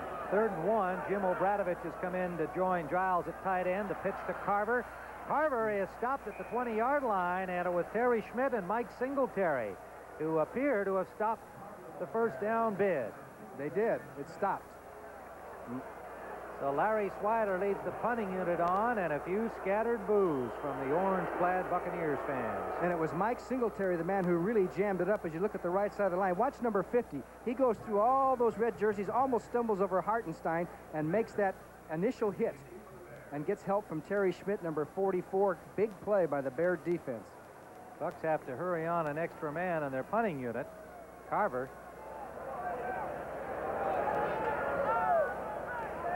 Swider standing at his own 5-yard line. Jeff Fisher back at the Bears' 33. Good kick by Swider. Fair catch signaled, and Fisher takes it at the 35-yard line. And so the Bears will be starting for their first offensive series of the second half from their own 36 when we return to Tampa Stadium with Chicago leading 20-6. Tim Ryan and Johnny Morris reminding you that following this telecast, coming up will be Green Bay at Detroit, the Rams at San Francisco, Atlanta at New Orleans. Depending on where you're watching now, you'll see one of those 3 CBS doubleheader games, and all of them, of course, playing a role with each other and with this game in terms of who gets into the Super Bowl tournament. Walter Payton on first down gets about 6 over the 40 to the 42 or 3-yard line with Leroy Selman and Scott Brantley combining on the tackle. 2nd and 4. Payton has now picked up 45 yards on 11 carries. Here's Emery Moorhead, who's going to have to block on Hugh Green, number 53, and McKinley blocking on Leroy Selman, and they do keep them from penetration down the line, and that's about all you can expect, and they got a nice gain out of it. This time Moorhead lined up on the right side. 2nd and 4. They give to Payton again, runs into traffic at the line of scrimmage and batters his way forward for a couple of more. He'll be short of the first down by about a yard, depending on placement of the ball, and they'll spot it right at the 45-yard line. Logan, the nose tackle, 76. Green and Johnson, the linebackers, on the stop. This is one game where Payton hasn't been too big of a factor yet. He was 10 carries for 39 yards in the first half, 3.9. That is below his average. Now, it appears that the Bears are going to try and do some grinding out and also eat up that clock a little bit to make it more difficult for Tampa Bay to come back. Suey sets up on the wing right. Payton, the lone running back. Suey in motion. Payton trying for the first down, and I believe he is stopped short. Good defensive effort by the Buccaneers. Hugh Green and Andy Hawkins, the linebackers, pinching in to shut him down, and it is 4th down. And you don't always want to run away from Hugh Green. Now watch Green react. He's got to go right inside the hole to beat Moorhead's block 87, and he ends up helping out because Payton almost slithered through there to get the first down. Hawkins helps out, and Hugh Green was the key man to stop Payton's momentum. Good play by the Tampa Bay defense. Parsons into punt from his own 30-yard line, and it is Morton, the deep man.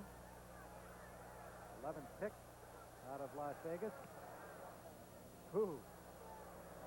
And it's going to be Holt, number 21, making the grab inside his own 15-yard line, and a good effort by Holt on his second try. Gets out to about the 18 or 19 before he stopped. Brian Cabral was there, a 43-yard punt, a 6-yard return. Cabral and McClendon making the tackle. We'll be back.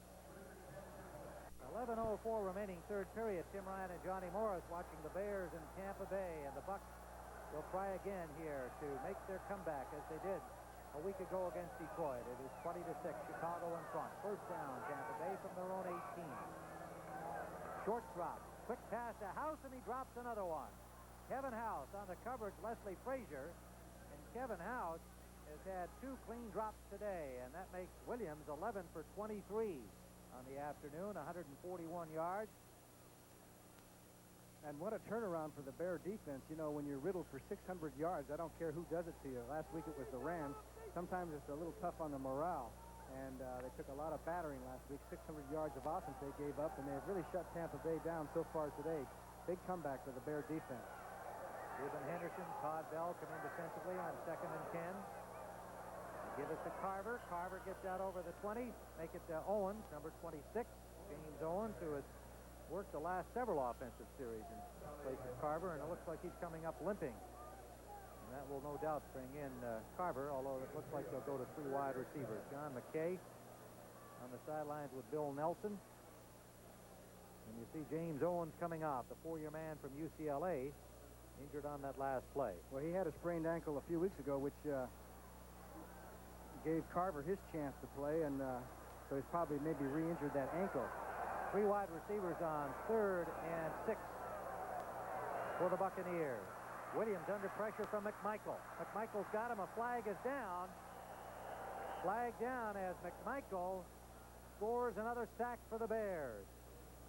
Well, holding is the preliminary signal against the Buccaneers as somebody had a pretty good grip on McMichael. Looked like the center, Steve Wilson. Right. I think it was number 50, Steve Wilson.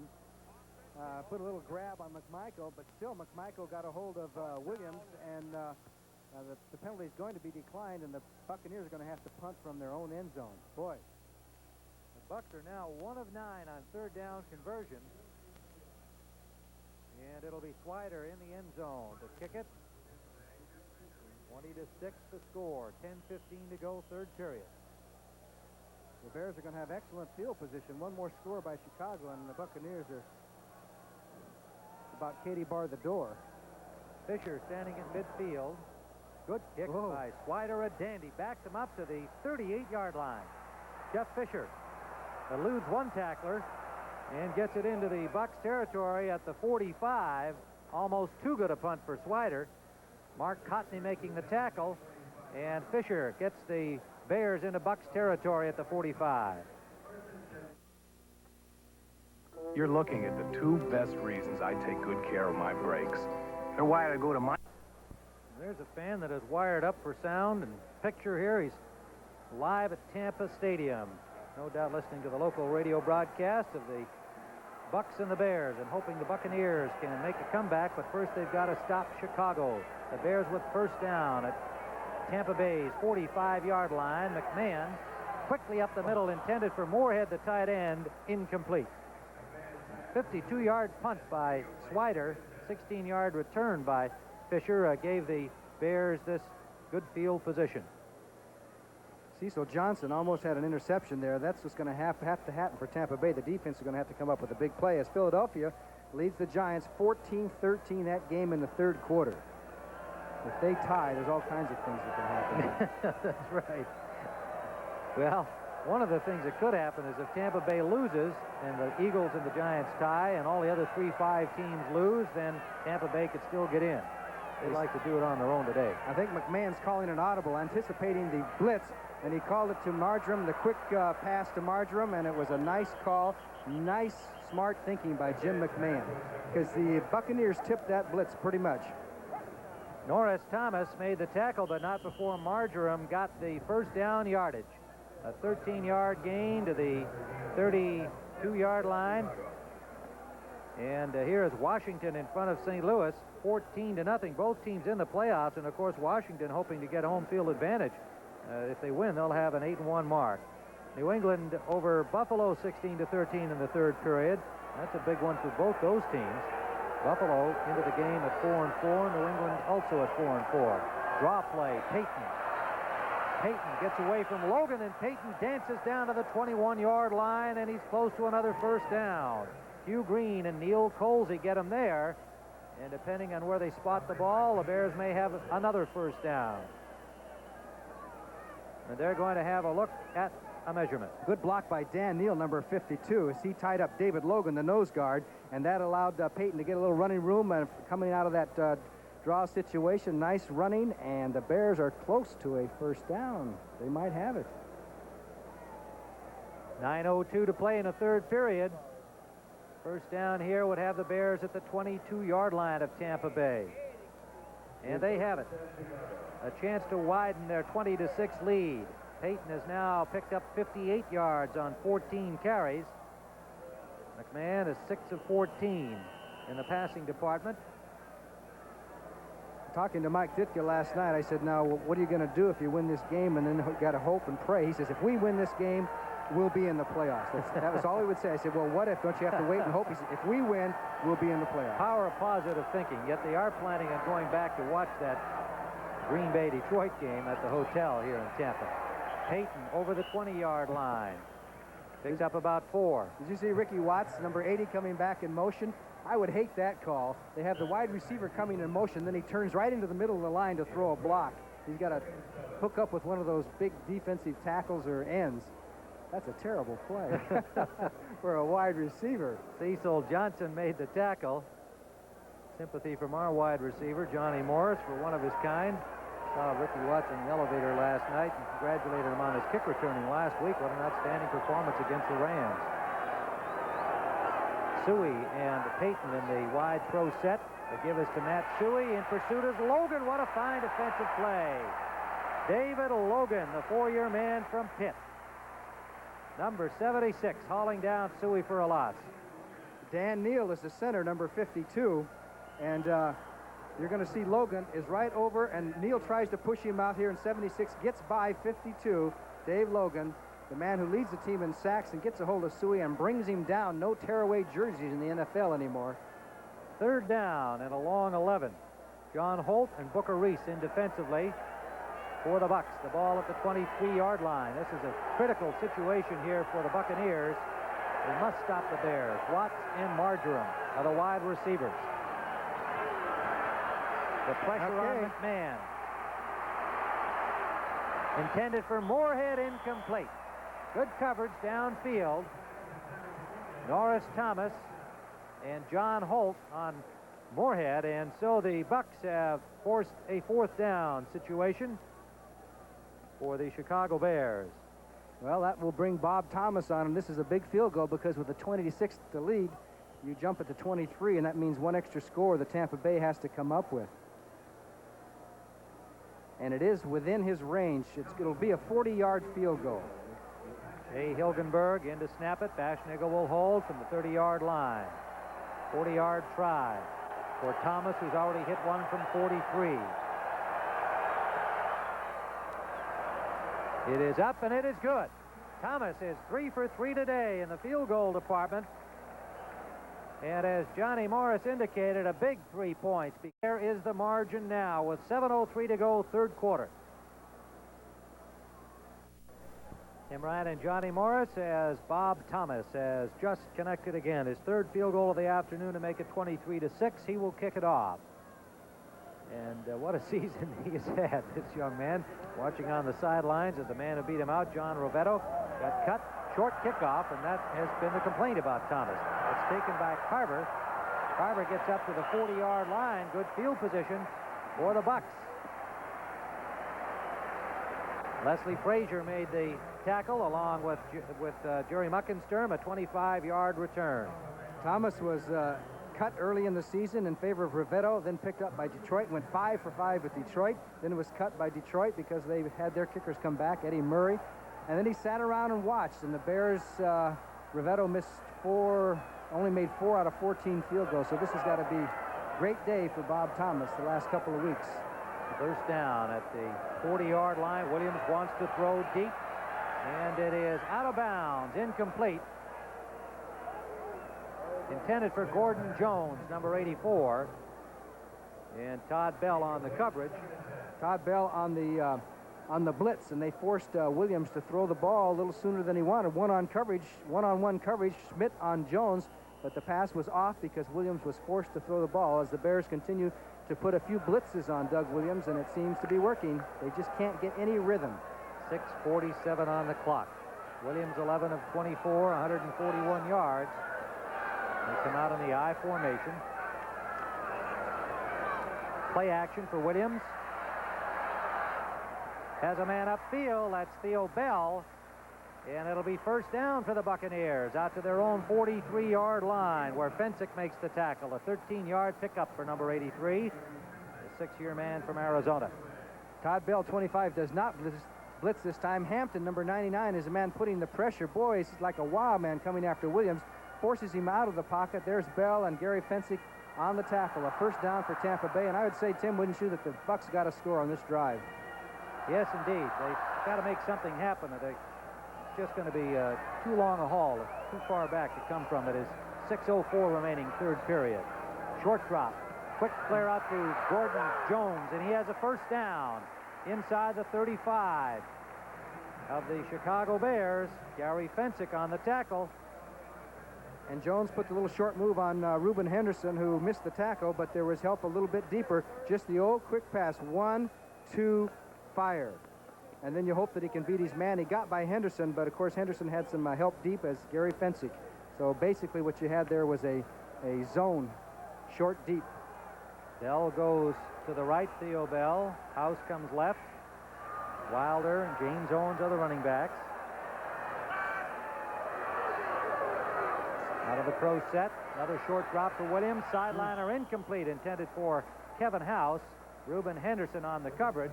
Henderson getting a little more time out on the right corner here for the Chicago Bears. Buffalo and New England are tied at 16 in the third period. The winner of that game will get into the playoffs. Well, they're going tooth and nail. But if they wound up in a tie, that would really put the mess on the Cleveland Browns. Buffalo and New England would both make it, and the Browns, if they lost, Cleveland would have to win. If they lose, they would not make the playoffs. Cleveland playing Pittsburgh, and we'll update you on that score. It is 2nd and 10. Williams deep, has a man open. Giles overthrows him. Jimmy Giles was open down the middle, a play they like to go to, but Williams, perhaps a little anxious to get it into the end zone, overthrows him. Okay, there's Otis Wilson, 55 on 88, and he has got to cover him down the field. Otis Wilson, what a tough job to do. You do that on some time, you try and surprise him with that kind of coverage, and Giles got by Wilson, was wide open, and Williams missed on the connection. Nothing, as I said, is going right for Tampa Bay. Walderscheid and Heron come in. You see the Cleveland Browns are behind in their game to Pittsburgh, 13-7. So lots of funny things are going to be happening today in the NFL, affecting the playoff position. The Bucs are 1 of 9 in third down conversions. What a big one for them here. I have to say the odds are with them. Williams got a man open. Giles, touchdown. They came right back with it to Giles. And they not only got the third down conversion, they got a touchdown with 5:05 to play in the third period. A 35-yard scoring strike. And I can't believe the Bears did it again. This time it was Bruce Heron, a linebacker, they put on Giles. And watch this. You've got to jam him and not let him get off the line of scrimmage. But he gets out onto the side of Heron, and Heron tries to run with him, and he's got him. He's got him beat. It's just as easy as pie if you do it the right way. The Bears went into the same coverage twice in a row. Tough job for Heron. You can't expect him to cover him all the way down the field. Bill Capice, who has 2 field goals to his credit today, has the point after. And so the Buccaneers get themselves back into the football game as they did a week ago against the Detroit Lions. Okay, now, I don't believe there was any safety that was supposed to be down to help on the deep coverage because they were all split to the sidelines. They just took the risk twice in a row. Hard to believe. And there it is. There's nobody else around except Bruce Heron to cover Jimmy Giles. They'll take those any days. High heels it. High steps it in. Tampa Bay's back in this football game. 60 yards in 6 plays for the score. It is 23-13. Here's tell you why Jimmy Giles is again in the Pro Bowl. He's just one of the very best, period. 27 years of age from Alcorn State at 25 catches coming into the game today. 6-year veteran and a big one, 6'3", 245. He's had 2 catches today for 44 yards and a touchdown. Watts, the deep man. He's been going well in this department. Capice, short kickoff. Taken by Dennis Gentry at the 5. Gets a block from Watts. And is brought down at the 20-yard line by Jeff Davis, reserve linebacker, who fought off the block and made the tackle. And they'll spot it at the 19 for a 14-yard return. 6 plays, 60 yards, 1:48 on the clock. And the Buccaneers with the touchdown pass. Giles from Williams have closed it to 23-13. Now the crowd becoming aroused, trying to arouse the Buccaneers. And there's the Buccaneers parrot whooping them up. At this time last week, the Tampa Bay defense really came to life in about the third quarter and played terrific football, stopped Detroit cold. And then the offense took over with the advantage of a few penalties. As the crowd is going wild, the Bears, Jim McMahon says he can't hear the signals. They are ecstatic. Goes to show you what a touchdown will do. This place was like a morgue 5 minutes ago. Well, these fans well know this is do or die day. The Buccaneers have to win or tie. If they do that, they'll be in for sure. If they lose, a lot of funny things have to happen that are unlikely. 4:55 remaining third period. First down, Bears from the 19, and the crowd comes alive again. Suey set on the wing right. Now he shifts back in with Payton. You see McMahon just 6 of 16, but his team in front. Suey stopped behind the line of scrimmage. Neil Colsey coming up. David Logan, the nose tackle, making the initial hit. And the linebacker, Cecil Johnson, there as well. And it was David Logan who really put the bear hug on him. He said, you know, no nose guard likes to be in there over that center and having people coming at you. But he said some people are just born to be nose guards. He said, I guess I was born to be a nose guard. Well, he's enjoying it. Hopefully the pay's good. And he leads the team in sacks. Yep.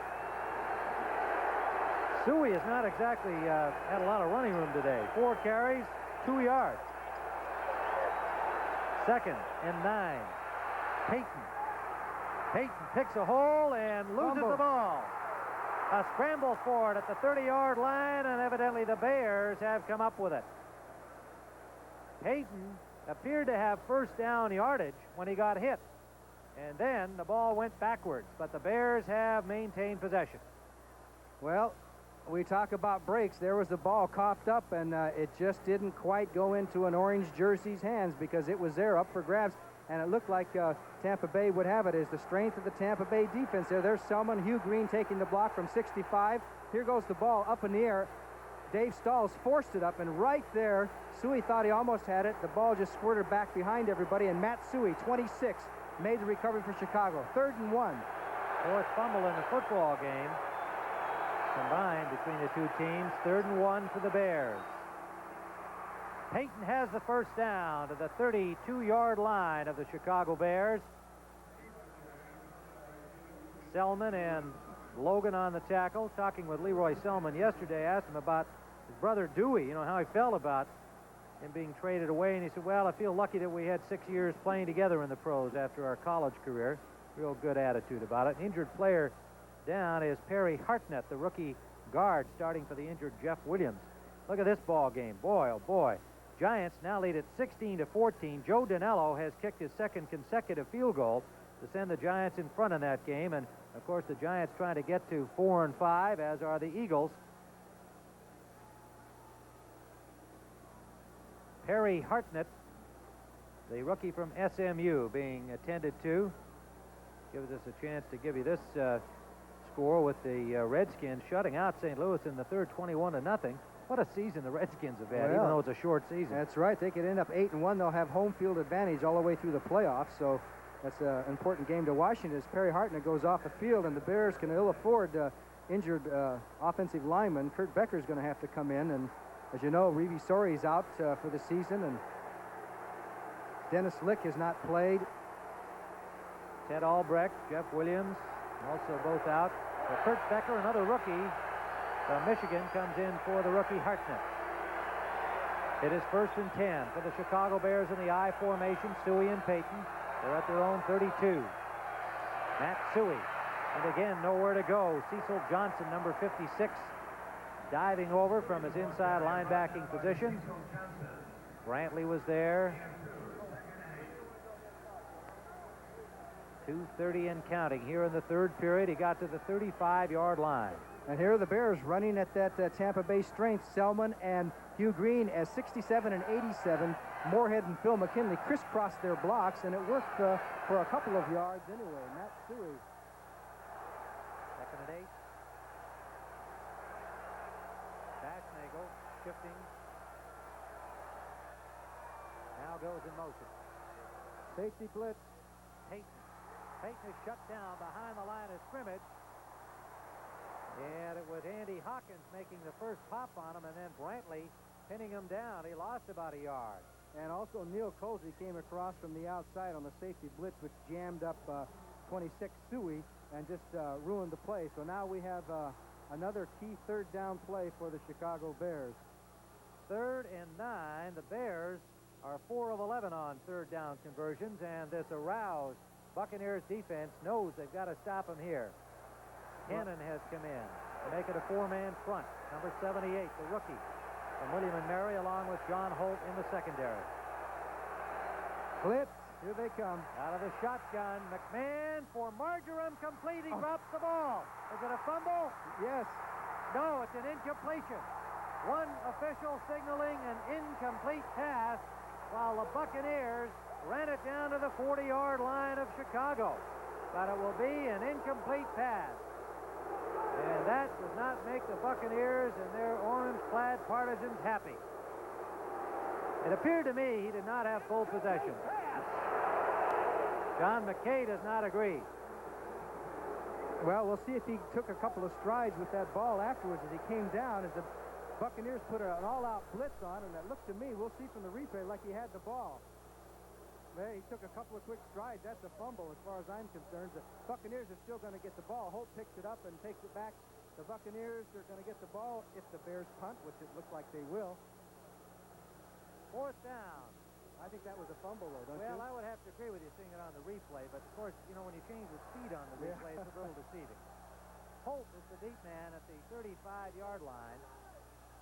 Look at Watt tiptoeing out here down by the sidelines. He's going in motion. Parsons partially blocked, flag down. Parsons was knocked down. Short punt is going to be covered at the 40-yard line of Tampa Bay. Meanwhile, there is apparently going to be a penalty roughing the kicker against Tampa Bay. Well, I don't know how they could call that one because Brian Bashnagel, number 84, blocked the man who tried to kick the ball.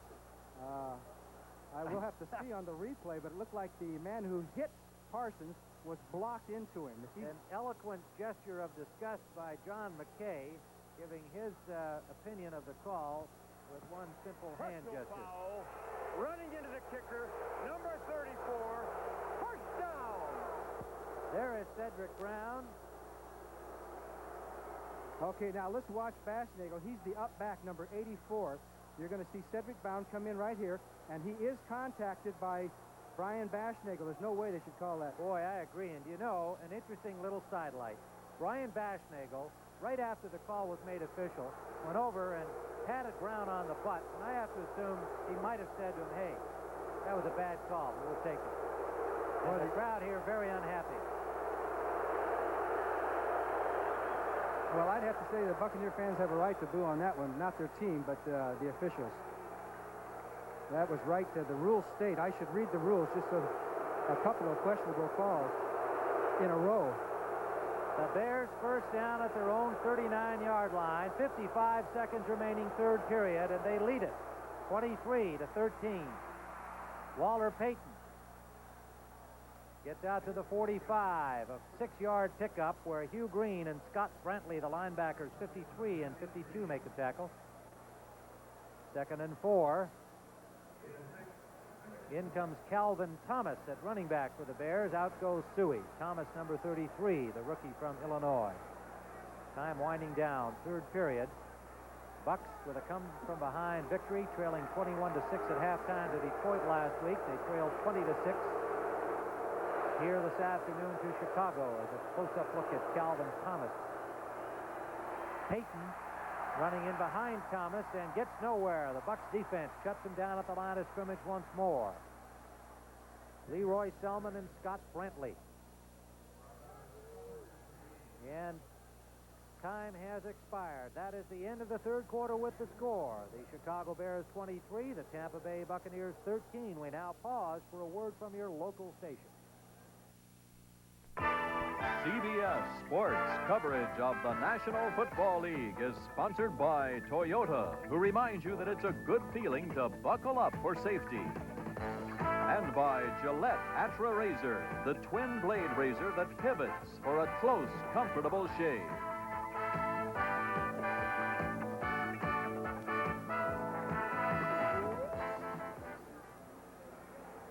You're looking up the field at Tampa Stadium, and Mike Ditka, the Bears coach, hoping his team can keep control here at 23-13, third down and 3 to go as we begin the fourth period. The Bears have rushed for just 85 yards through 3 periods.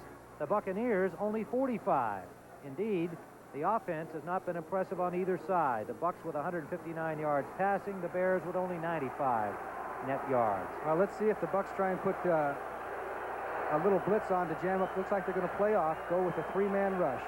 Defense and turnovers, the story of the game to this moment. McMahon has time, and he has the pass complete to Moorhead and has the first down. A gain of about 5 yards. Hugh Green and Cecil Johnson, the linebackers, on the coverage. But the short little pass to the tight end produces a big first down for the Bears to the 49 of Tampa Bay. If nothing else, the Bears are eating up the clock and putting Tampa Bay in a tough spot as Moorhead comes out, goes into the inside and into the outside, and makes the first down before Hugh Green brings him down. And the Bears have played pretty disciplined football. Very few penalties in this game on Chicago. Remember, Tampa Bay needs a win or a tie to advance to the playoffs. So they need a touchdown and a field goal to tie. First, they need the ball. McMahon to Moorhead, overthrown. 2nd and 10. Cloudy skies now here in Tampa with the sun trying to peek through every now and then. Well, that's the element of surprise by Mike Ditka and Jim McMahon that they achieved the first down, trying to eat up the clock, and they throw on the first play, which puts them in a passing situation. 2nd and 10 at the 49. 14-13 remaining, regulation time. 23-13. That's right. McMahon hasn't had an interception in 4 games, correct? That's correct. This is the 4th game with that string. And today he is only 7 of 19. Suey in motion behind the ball. Slot left to go back the other way with Payton. Payton takes it outside. Norris Thomas stays with him and drives him out of bounds at the 45-yard line. About a 4, maybe 5-yard pickup for Payton. Well, things were all jammed up in the middle for Sweetness, who is now, as you know, over 10,000 yards for his career. And he has such quickness to the outside that he decided to string it out. A little draw play, goes, sees no room, so he dips to the outside. Norris Thomas actually did a good job out here one-on-one to keep Payton from going up the field on him, forced him out of bounds, so the Bears are in another critical 3rd and about 5 situation. Let's see how Tampa Bay does it. They have 4 linemen in. John Cannon, number 78, has come in along with John Holt. 2 linebackers go out. Uh-oh, watch out. They're faking it. Now they're dropping off. Shotgun out to Payton. No chance to catch the ball. An excellent coverage by Brantley, who would have dropped them for a loss. So the Bucs defensively, the same pattern as a week ago against Detroit. They have just been getting stronger as the game has gone on, but their offense has got to produce. 14:01 to go. They will now get the ball back.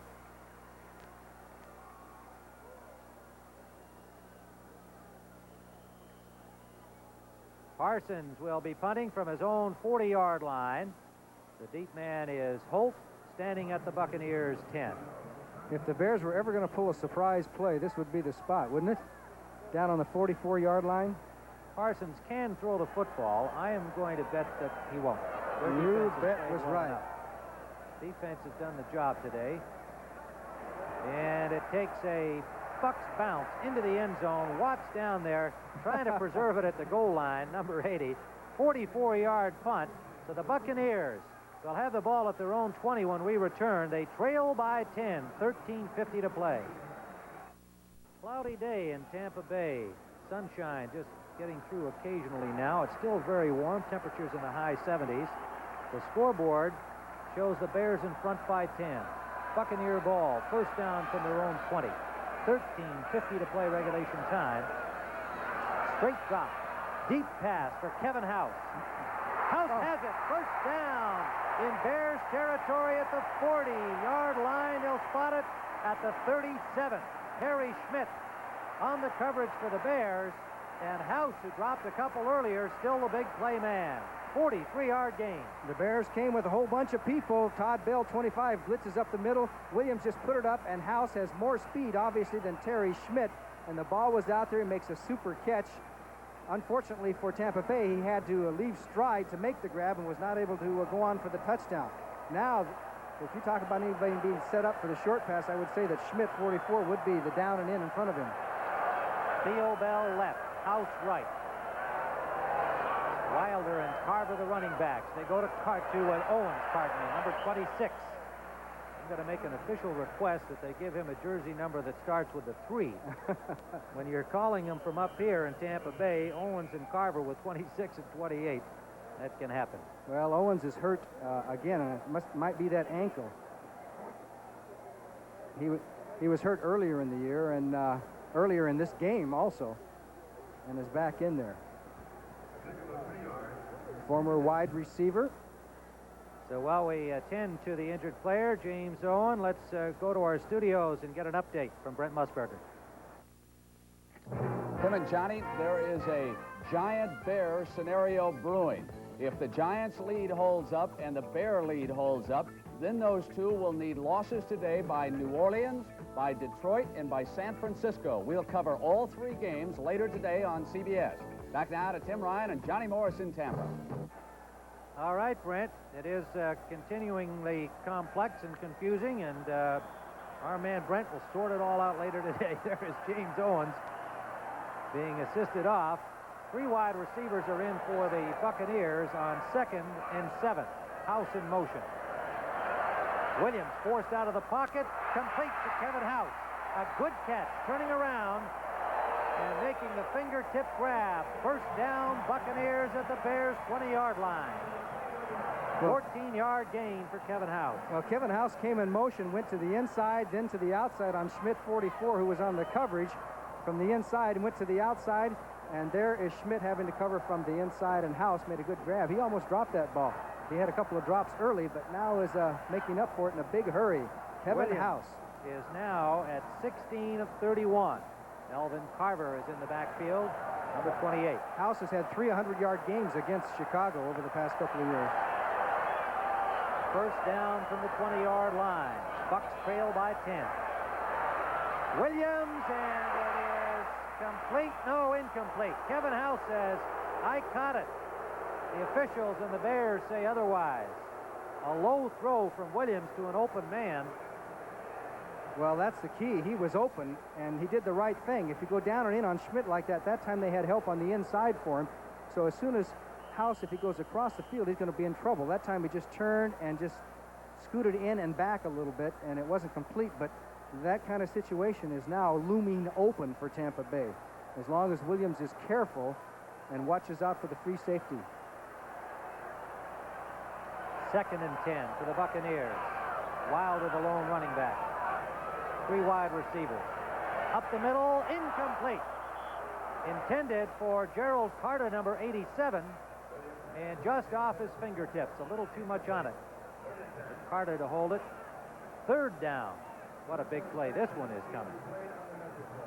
Okay, here was a little isolation on the receiver as Carter goes to the inside. He's open, boy. You can't miss those. You just got to hit him, boy. It's a clutch play. Now they're onto a 3rd down situation and 10. He was open. The play worked. Fensick was too far over, helping on House on the other side. Henderson, Frazier, Fensick, Bell, all in and Schmidt, the Bears secondary on 3rd down and 10. 3 wide receivers still. Up the middle, it is incomplete. Intended for Gerald Carter again, number 87. That ball was there. Carter could not hold it. 4th down.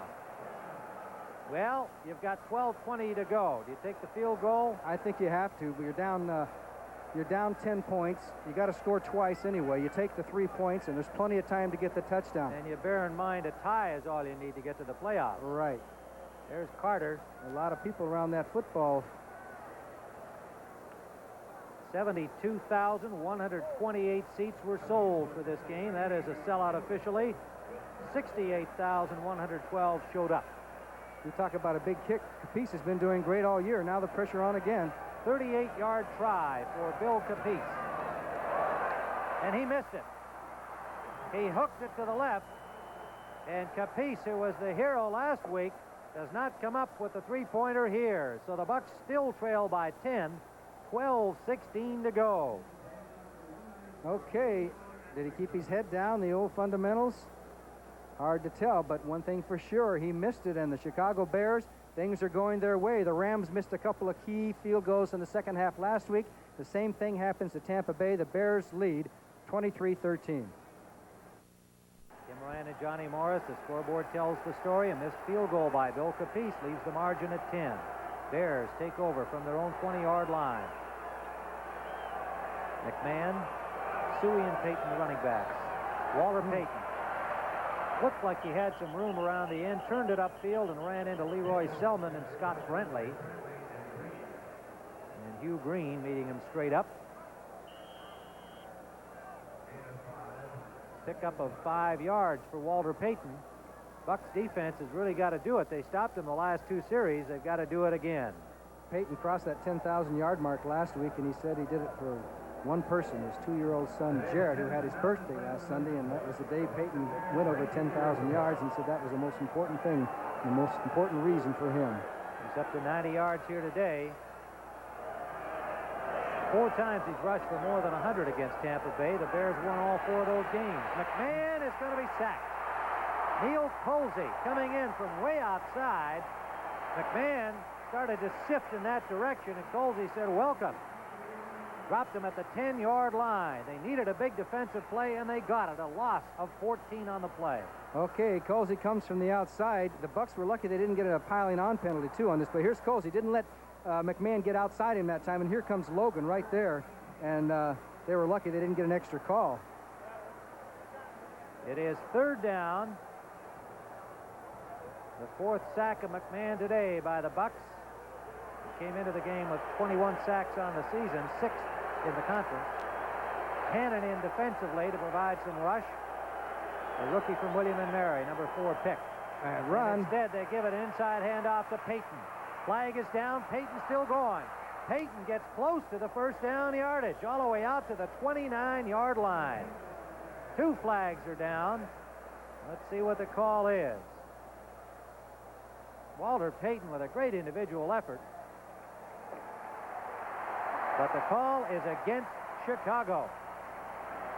Okay, now Tampa Bay, in order to put Chicago way back, will probably take the penalty. However, it's a little ironic. It would be 4th down, and the Bears would be forced to punt from the 28-yard line.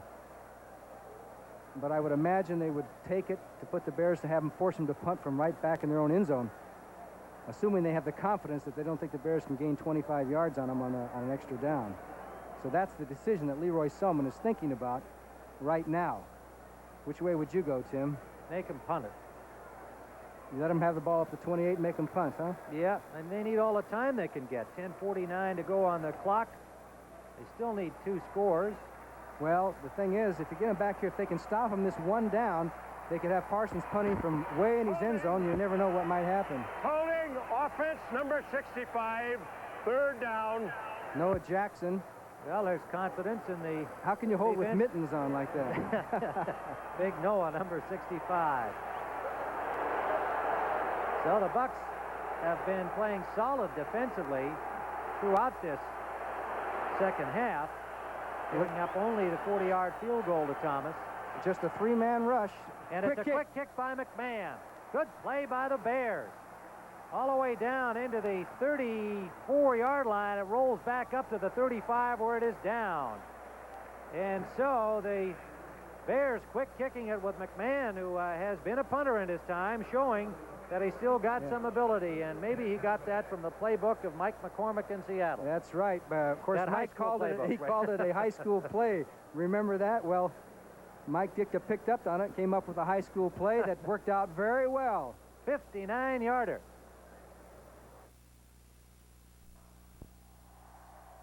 Tim Ryan Johnny Morris with the Buccaneers have first down at their own 35-yard line following a 59-yard quick kick by Jim McMahon. 10:37 to go. Don't forget those games upcoming. All of them related to this one and vice versa in terms of the playoff picture. Williams on first down, incomplete, intended for Gordon Jones. The linebacker Gary Campbell on the coverage. It'll be 2nd and 10. Of course, Green Bay at Detroit, the Rams at San Francisco, Atlanta at New Orleans, and there they are, all upcoming in our doubleheader action here on CBS Sports. And the Bears, if they can win, needing a loss by either Detroit at home or the 49ers at home to get in. McMichael and Todd Bell come in defensively on 2nd and 10. Theo Bell goes out to the left. We've got 3 Bells in these 2 rosters today. None of them related. Wilder and Owen are the running backs. You got Williams complete to Theo Bell. First down at midfield. The former Steeler, a free agent signed a year ago. A 15-yard pickup for Bell. And the Bucs are at midfield. Elsewhere around the NFL today, you see the Giants. This one is a dandy. 23 to 21. They're both at 3 and 5. And, of course, if the Bucs lose, as we mentioned, a tie game here, provided the other 3 and 5 teams lose, would still get the Bucs in. But they want to control their own destiny. They have that opportunity, but they trail by 10. They can't double both wide receivers here. You've got Smith getting help to the inside. First down pass is complete. Owens out of the backfield. Picks up 5 on the play where Otis Wilson makes the stop at the 45-yard line. Time becoming a factor. Washington continuing to lead St. Louis 21-0 and a hope to go to 8-1 and have that home field advantage. Critical in the postseason play. What the Bears are doing most of the time, now they've brought in some new defensive backs, is that they have man-for-man on the corners with the safety deep middle, and he goes to the side, they throw to the wide receiver. So you can beat that kind of coverage. Big score in the AFC picture there. New England in front of Buffalo. 2nd down. A long 4, rolling Williams. Trying to get to the marker, and it'll be close. And he is saved from running into the bench by one of his own teammates, but is slow to get up even there. Doug Williams on the sideline, forced out by Al Harris, and was caught.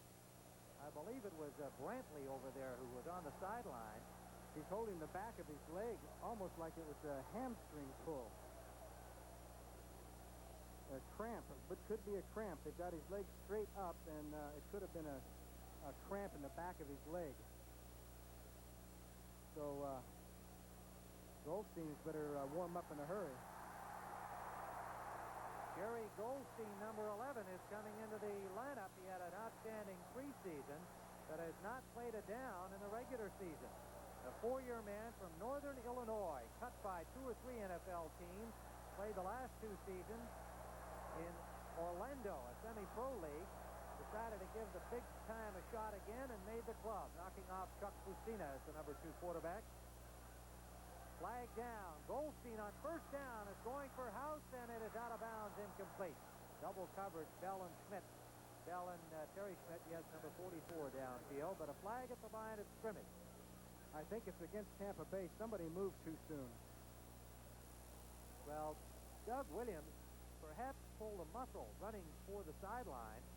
You see the way they were attending to him down there, and his teammate, Brantley, it appeared, there was a man who caught him as he was about to fall over the Buccaneers bench. The Bears are deciding they'll probably decline the penalty, wouldn't you think, to give them a 4th and 2 rather than a 3rd and 7. Number 88 will be refused. 4th down. It is refused. Williams comes in on 4th down. Goldstein out. 4th and 3. As Williams, trying to get to that marker, came up short. And now with the incompletion by Goldstein, he's got to make the very big play. 8:51 on the clock. House right. 2 wide receivers left.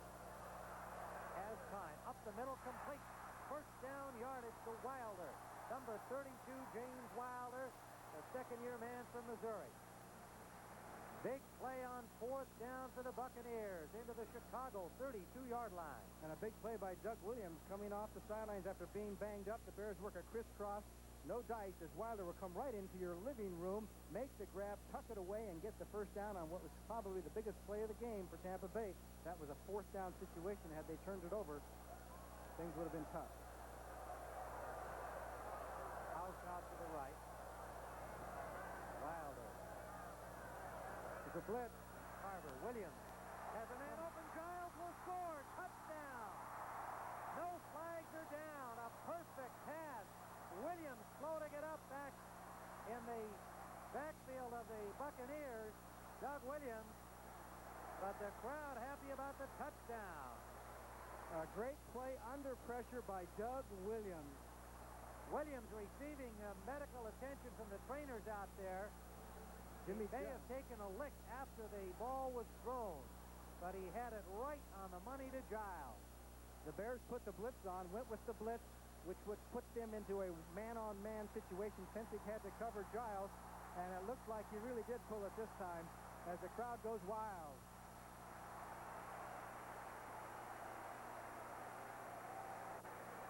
Williams evidently favoring the same problem that he had after he ran that ball trying to get the first down. He's holding his hamstring area. A 31-yard touchdown pass to Jimmy Giles, the second in that combination here in the second half. And like they did last week, the Bucs rallying. They have 8:03 still to go. Capice in for the point after. And he has a 3-point margin with 8:03 to play regulation time. Williams is now 20 for 39 for 322 yards. Here's the ground level. As you can see, the Bears are coming with everything but the kitchen sink. The pass was on the mark, on the money, over Pensick, and Giles took it in. Touchdown, Tampa Bay. So this is now what you call a tight football game. It certainly is. Williams did take a shot on the sure play, did. but I believe the injury was one he had suffered a couple of plays before. We'll be back. Hope you're back from the refrigerator. Don't miss the rest of this one. 23-20. The Bucs rallying again. There you see the wrap on the outside of the right thigh of Doug Williams.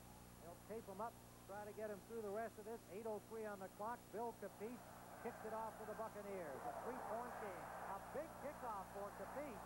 In the end zone, Ricky Watt. Dropped at the 20-yard line. Good coverage by the Buccaneers. Oh, boy. Rick Moser down to make his tackle, his first as a Buccaneer. Let's go back to the scoring play. Let's see the hit that Williams takes as he goes back for the pass. And you can see the crisscross. Hampton's bearing down. Here comes the blitz there, and he takes the hit after he releases the ball, and the pass was just absolutely perfect. Nothing Pensick could do about it. Had it been a line drive type of pass, he would have been there for the knockdown, but it was up and over, and that's what you call touch, and that's what Doug Williams has learned more and more as each year goes by. 65 yards in 7 plays. The Bucs trailed 20-6 at the half. Last week they trailed the Lions 21-6 and won the game. McMahon, short drop, complete to Bashnagel. Washington makes the tackle on him, a gain of 7 on the play. Ryan Bashnagel, been a busy man today. That was another audible by Jim McMahon because you saw Cecil Johnson right up there close in there, and the Bucs kind of tipping their blitzes a little bit more than the Bears do. And if he would come up a little later, when McMahon gets beyond the point at which he can call his audible, it would work out better for him. 2nd and 3 with 7:20 to go. Look at this. The Eagles have gone back in front of the Giants. 24-23. A 35-yard field goal by Tony Franklin. The Bears must win and must get losses today by either Detroit or San Francisco. The pass to Marjoram incomplete. Perfectly timed hit. It would have been first down, but Mike Washington, number 40, put the pop on him. The 7-year veteran from Alabama. 3rd down. At that time, Hugh Green was coming again. McMahon knew the blitz was coming. He audibled off and did the right thing, but just a nice pop, like you said, by Washington, knocked the ball loose. So now the Bears are in a 3rd and 2. Here comes Green, 53. He gets there slick and clean, but his angle of trajectory was a little bit off, allowing McMahon to throw the ball. He didn't think McMahon was going to throw it so quickly. Big third down play. 6:59 on the clock. 3-point game. Looks like a three-man front. Let's see what the linebackers do. Wide throw set for the Bears. Here comes Green. Walter Payton diving and has the first down over the 30-yard line. Going out the right tackle side. Walter Payton, number 34. Big dive by Payton, who could probably be on the United States gymnastics team in the next Olympics if he wasn't a professional. I mean, he dived. It's dive, not dove, right? But he dived from 3 yards back behind the line of scrimmage and got himself a couple of yards. There's Ed Hughes next to Mike Ditka, who calls the offensive plays. It is first down for the Bears. Payton gets only a couple. Shut down by Logan, the nose tackle. Word to you viewers in the Milwaukee and Green Bay areas watching our telecast. In just a few minutes, we'll be leaving this game in order to bring you full coverage of your home team's game. We make the switch in order to satisfy our contract with the NFL. Once you join coverage of that second game, the NFL Today will keep you fully up to date on the final minutes of this one. So we'll be going to you for the kickoff of that all-important game. Green Bay at Detroit. Second down and 8. Dewey in motion off the wing. Payton alone setback. Oh! And it is complete, yes, by Marjoram. A flag down on the play, however. A diving grab by Ken Marjoram. And almost an interception there by Cedric Brown as a penalty against Chicago. Holding the preliminary signal. Cedric Brown really went for the interception, almost picked that one off. Brown with 3 intercepts to his credit already this season. Washington has 3, Colsey has 3. That's a key penalty against Chicago. I said they hadn't had too many key penalties in this game. Offensive holding, number 78. Keith Van Horn, the right tackle from USC, the number 1 choice a year ago, has had himself a very solid year. Takes a tough penalty there. It is second down back at the 22-yard line. They send in Cannon, the rookie, as a pass rusher, number 78, and number 21, second-year man John Holt into the secondary. There's a man out of the shotgun. Suey and Payton lined up with him. Moorhead is in the slot left. Being forced off to Payton. Payton, 2 men waiting for him, still going. Finally, a swarm of orange shirts pulls him down at the 30-yard line after a gain of about 8. It'll be 3rd and 10. Green and Selman, 53 and 63, making the stop on it. Okay, out of the shotgun, McMahon sees the pressure, goes out right away, and looks for his man, Walter Payton, in the flat, and Payton gets a few extra yards out of it, which could make a difference. He puts a little deep there on Norris Thomas and gets about 3 or 4 yards before number 63, Leroy Selman, comes in on the tackle. Okay, there's 2 men blocking on Selman. Neal and 65, Noah Jackson, blocking Stalls and Selman. 3rd down and 10 from the 31. 4:44 to play. A 3-point Chicago Bear margin. Big play. Bucks need a win or a tie, or a miracle if they lose. Bears need a win and help from elsewhere to make it into the playoffs. Blitz. Deep drop by McMahon. He's got a man open, and he threw it behind Ken Marjoram. Norris Thomas was on the coverage, but well off Marjoram, who was open. McMahon could not get it to him. And look at that little display of professional respect and affection. Colsey and the quarterback. Unbelievable play. He was open, and that's what happens when you blitz those people. It's like a game of chess. Then there's only one-on-one coverage. There's no help. Nobody dropping off in the linebacker zones. There's Marjoram, the lonesome man, and the pass is behind him, and the Bears are going to be forced to punt. McMahon is just 9 of 24 today, 132 yards. Williams has had trouble with drops. McMahon has just had trouble throwing the ball. 4th down. Parsons. Low line drive. Backs up. Holder drops the ball. And wisely falls on it with a bear right on him. Ricky Watts. And both Holt and Watts injured on the play. Holt pinning the ball to the turf at the 16-yard line. Ricky Watts going for the loose ball is not yet up. A 53-yard punt. A big, big punt for Bob Parsons. They're attending to Ricky Watts down there. Took a dive, trying to come up with a loose ball, but Holt, the second-year man from West Texas State, was fortunate to keep possession with 4:17 on the clock. The Bucs need the field goal to tie that would send them into the playoffs, or a victory, of course. Tonight on CBS, following all of the football action, our doubleheader games will go to 60 minutes, followed by our entertainment series, Archie Bunker's Place, Gloria, the Jeffersons, One Day at a Time, and Trapper John M.D. Sunday night on CBS, always the best. We mentioned that if Tampa Bay, all they need is a tie to make the playoffs. However, if they go for the tie, kick the field goal, and it ends regulation, we got to go to an overtime period, and then the Bears would be pumping for that victory. And of course, then they would wait to see what happens in this game, or whichever game you're going to get. A lot of them coming up. Green Bay at Detroit, Los Angeles at San Francisco, Atlanta at New Orleans. Well, and when you look at the standings there, of course, as we've said all through the day, every one of those games important to the teams involved into these two teams, as they have Watts on his feet. New Orleans at 3-5. The Giants in Philadelphia 3-5. That game underway. The Lions are 3-5, going in against Green Bay and San Francisco. The champs are also at 3-5. Now the key thing is, how mobile is Doug Williams as Ricky Watts goes off the field? Let's hope he's not seriously hurt. And we've got Williams now on a leg which is apparently a pulled hamstring, and he's going to be really probably take an extra half a second to get back and get set up. He's got to drive this team down. Three wide receivers are in for the Buccaneers: House, Carter, and Jones. First down from their own 15. Williams out of the backfield. That is Wilder, number 32, getting it out to the 23-yard line. Pickup of about 6, maybe 7 on the play. Leslie Frazier and Lenny Walterscheid on the tackle for the Bears.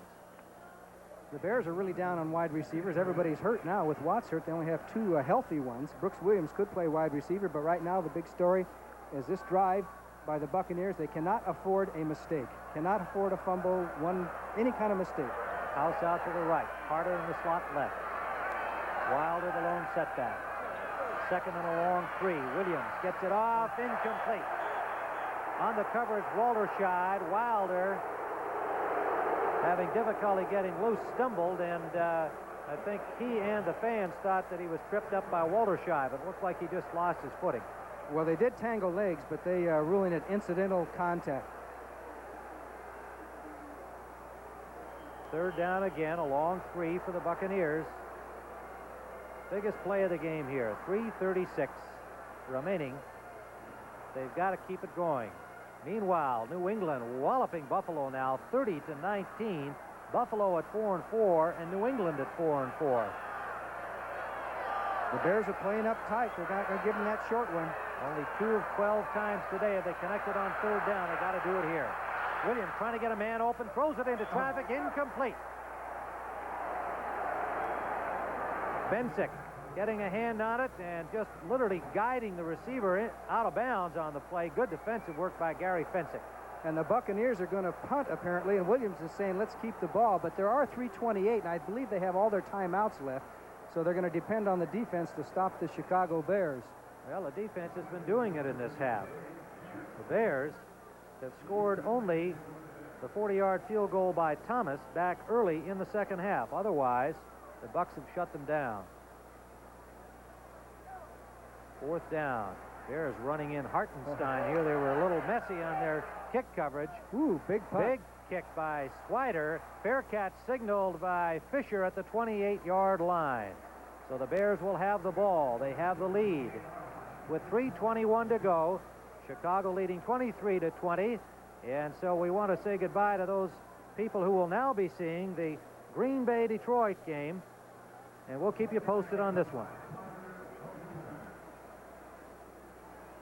And a 49-yard punt by Larry Swider comes up with a big one in this critical situation. Has the Bears at their own 29-yard line, make it the 28, where they will be starting. And John McKay hoping his defense can get the ball back. 3:21 on the clock. I wonder who's going to get the ball here.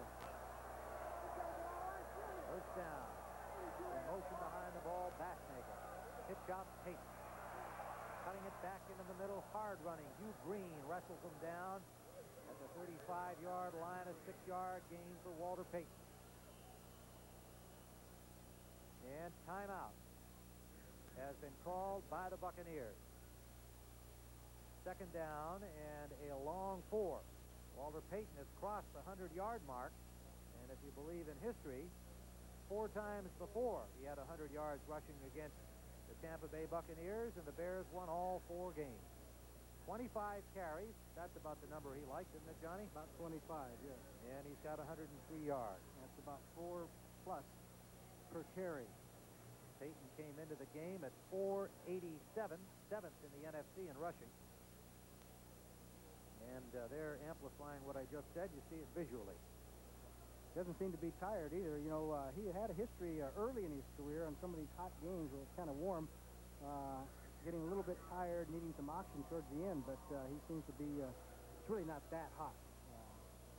It's not one of those 90-degree days down here. But the Bears have done a good job. This is, I like what Tampa Bay did here on this timeout. I think you should take your timeouts early and have more time, and you got ways to stop the clock. Some teams will wait to get down to 1 minute and then start calling their timeout.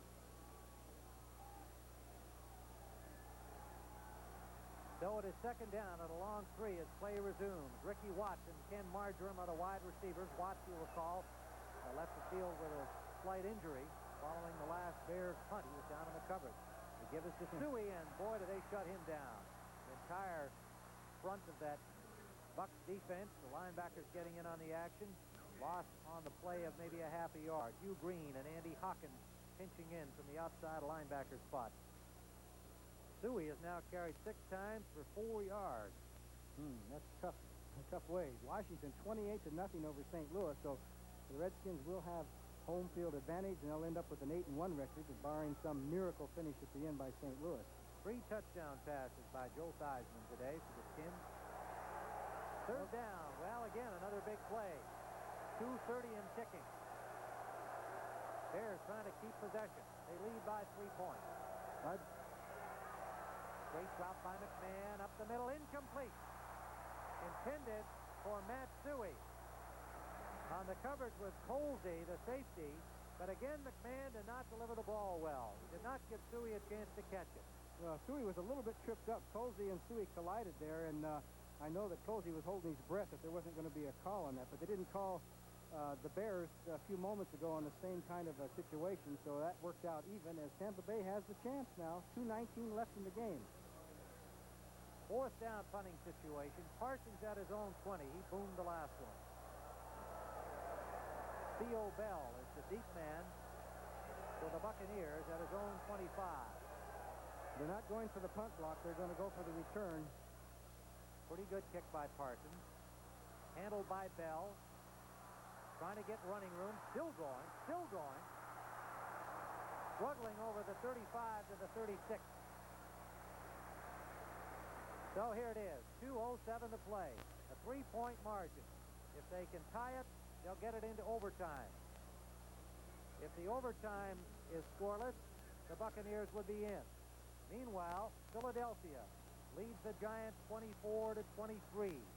They are both 3-5 teams. New England and Buffalo, both 4-4 teams, 30-19. If they hang on to win, they'll be in. Pittsburgh beating Cleveland 27-14. Cleveland would fall to 4-5. Pittsburgh is already in. On first down, Williams up the field, complete to Gordon Jones. Caught it at the 49, and they'll mark it there. Driven back by Fensick and Bell. First down, Buccaneers, as the 2-minute warning is sounded. What a finish we've got here in Tampa. We'll be back with the Bears leading 23-20, but hanging on by the skin of their teeth. Tim Ryan and Johnny Morris, we have 2 minutes to play in Tampa. Gray skies now over the Tampa Stadium. The Buccaneers down to this. They trail by 3. 3 times out of the last 4 years they've been in a situation having to win. Today they can win or tie in order to get into the playoffs. The Bears must win and hope for help from elsewhere. First down. Okay, a zone over here on House. The other side will be man-to-man. There's House in the zone. Time complete. Kevin House to the 35-yard line and a first down. Frazier on the tackle with Bell. Todd Bell and Leslie Frazier. Okay, they went short, deep. Schmidt came up short. You see Todd Bell running for the deep zone, and you're going to see House come down and cut inside and play the zone perfectly. Just found the right spot and took the pass. There's no hurry. The Tampa Bay Buccaneers are running around like there's... They've got a completed pass for a gain of about 8. And that time it was Gerald Carter, number 87. It'll be 2nd and 2 as the Bucs went without a huddle, and now timeout is called on the field. 1:26 on the clock. Williams gamely continuing in this ball game to throw the ball well. He's bothered by what appears to be a hamstring pull with that tape on the outside. The trainer's over there trying to keep that muscle loose. He's already got a sore left knee. So we're seeing a gritty display by a young man who had his problems in the first half. Don't forget, he threw 2 interceptions and fumbled the ball away himself. All 3 of those turnovers led to Chicago scores. And now this strategy has got to be very interesting because the Bucs are close enough for a field goal. Do you take the conservative philosophy, try and run the ball 2 or 3 times, get a little bit closer, set up the tying field goal, and send it to overtime? Or do you open up and try and go for the touchdown, try and win this football game, and maybe make the mistake that could cost you the ball game? And that's the way they've got to decide which way they want to go on this. But you have to kick it to the Bears in overtime, do you not? Well, you flip a coin. Well, but if that possibility exists, whereas if they can get the touchdown, they don't have to think about it. The way they're moving the ball now, I think that they would try and go for the score. That's the way I think they're thinking. Let's see. There's the man doing the thinking, John McKay. 24 of 45 now. Williams, 367 yards. And we talked earlier about the slow-starting Buccaneers in the first quarter and how Williams and the team is a second-half team and a second-half quarterback. Can he be enough? 1:26 to go. 2nd and 3. In motion. Here comes the blindside blitz. He gets the ball off, and it is incomplete. Leslie Frazier blitzing from the corner. Got a good hit on, but Williams got the ball away. Good coverage deep by the Bears. And that's the situation. If they had registered the sack, they would have been out of field goal range. So that's the chance you take when you go for it. And, of course, okay, let's see Williams there with that wrap on his leg. Frazier comes from the left.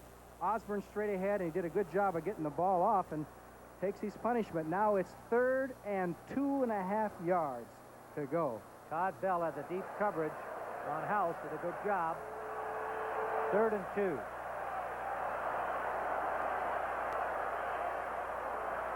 .121 on the clock. Williams can run it for the first down, and he does. Oh, getting to the 21-yard line where Hampton tripped him up. Boy, I see showing a lot of guts in this game. Listen, when you have a pulled hamstring, I don't care how slightly it's pulled or whatever it is, a cramp, it is difficult to run. That time he got the hole, got enough for the first down. Hurry up offense, under a minute to go. They're in the middle of the field. 1 setback, 3 wide receivers. He throws it out of bounds deliberately. That stops the clock. 49 seconds. I think we have an overtime game coming up. This is one time that the Bucs wish there was no such thing as overtime. They kick a field goal and that's it, but because the tie would put them in the playoffs. But it doesn't work that way, Mr. McKay. The oldest coach in the NFL, by the way, John McKay, at 59 years old. There's Buddy Ryan talking to the Bear defenders, and they're already thinking about the field goal block, too. You can bet on that. Williams and 10. Got to be careful not to make a mistake here.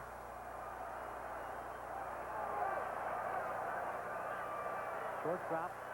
Clearing it out. Good catch, but good coverage by Walderscheid. Wilder swinging out from the backfield. Had to really be good to hold on to the ball, and Walderscheid, excellent coverage. A loss of a yard on the play. Timeout is called with 36 seconds on the clock. And Doug Williams limps over to talk to John McKay and Bill Nelson and the rest of the coaching staff of the Tampa Bay Buccaneers. Wow, what a finish. And last week they had to do the same thing. They were down 21-6 at halftime. They wind up winning it on a field goal in the final minute by Capice over Detroit. And here they are, faced with a similar circumstance now, trailing by 3.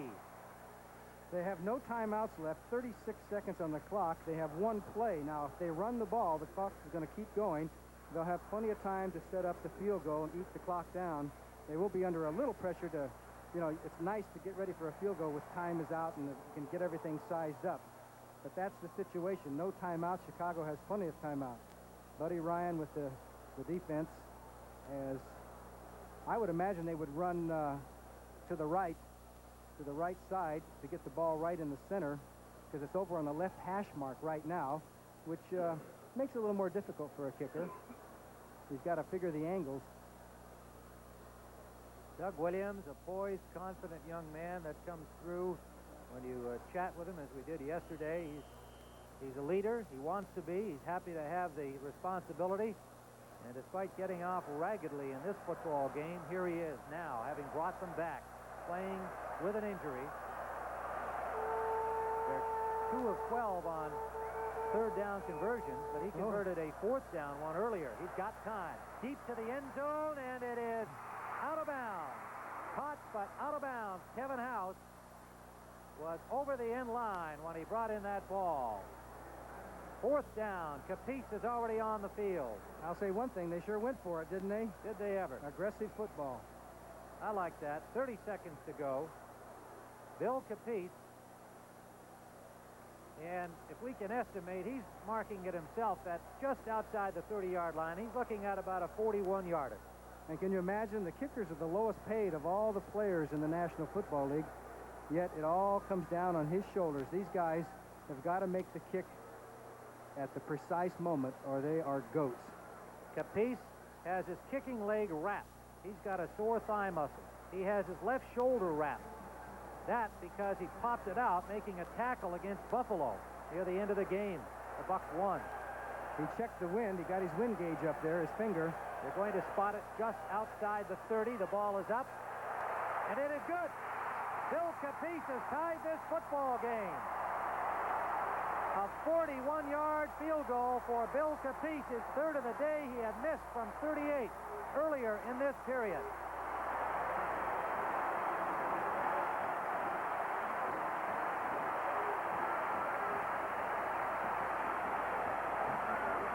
Bill Capice, the littlest guy on the team, but the biggest man right now, number 3.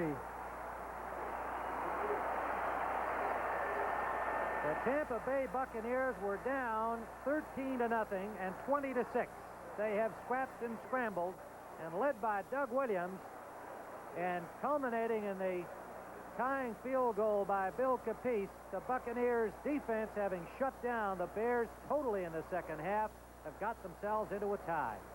He knew it all the way. He knew it all the way. He'll give us the signal.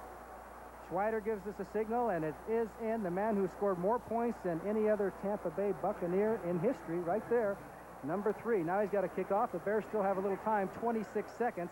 If they can get a decent return and complete one pass downfield, they might have a shot at a field goal. The wind would be behind the Bears. Capice kicks a ground ball. It gets through one Bear and rolls down to the 25, out of bounds. Roland Harper wisely runs it out to get that clock stopped at 24 seconds. An effective kick by Capice. Bears were unable to make a return, and they're going to be starting from their 26-yard line. Well, now they spot it back at the 24-yard line. John McKay nervously pacing the sidelines in front of the Tampa Bay bench. A win or a tie for the Buccaneers sends them to the playoffs. A Chicago loss would mean they're out. We'll have to think up a name for the Tampa Bay football team. They always come in from behind. We got something like the Cardiac Kids or something like that, but that's not original. First down. Bears with 3 timeouts. McMahon out of the shotgun. Complete upfield to the 44-yard line. Brian Bashnagel, and he takes quite a lick from behind, but holds on to the football. Mark Cotney in the defensive secondary. 20-yard gain. The cool young rookie McMahon trying to get the Bears upfield quickly, where a field goal could win the game for them in the final seconds. Timeout is called by the Bears. In measuring the situation here, you would have to figure the Bears to get at least to the 35-yard line for Thomas to have a shot at kicking a field goal. That would be around a 40-yarder or converted with the end zone to a 50-yard field goal. He has a little bit of wind behind him, but they're getting towards his maximum. So the Bears have to get down to about the 35-yard line in this play, or if they can get 2 plays in. Bears have been held to 101 yards of offense in the second half by the Buccaneer defense. 78 passing, 63 running. Does that come out right? Pretty close. Mike Ditka has been in some pretty big football games in his life with the Dallas Cowboys and the Chicago Bears. 38 passing, Johnny, for those mathematicians at home. 38 yards passing in the second half. That's not much. And 63 running. Cecil Johnson comes in. Okay, 3-man rush. Everybody's going to be dropping off. They're going to give the Bears the short one. First down, McMahon. Incomplete for Watson. What a shot he took from Hugh Green. Ricky Watts is up and apparently all right. He's been hurt a couple of times today already. The fans are not booing. They're calling Hugh, Hugh, Hugh. As Watts went in motion, came back underneath the coverage. They were hoping to get him clear. He was clear except for Hugh Green, number 53, who really gives him a pop right there. And Ricky Watts has had a rough day. He's taken a couple of shots, but he's still hanging in there as the Bears have one more play before an attempt at a field goal if they were halfway decent, close enough. 2nd and 10, 10 seconds on the clock. McMahon has the time, up in the slot to Suey, out of bounds at the 41, 4 seconds on the clock. First down, Bears at the Buccaneer 41. A long hoof for Thomas from there. Yeah. It would make about a 58-yarder. Well, they're going to go for it because they're afraid that 4 seconds, you couldn't get your timeout called in time. I think they have another timeout, but 4 seconds, you're liable to blow any chance at a field goal. Thomas does have a little bit of wind behind him. He's spotting it right at the 48. That's a 58-yard field goal. I believe that's too far for him. That tells it all. Dashnagel will hold.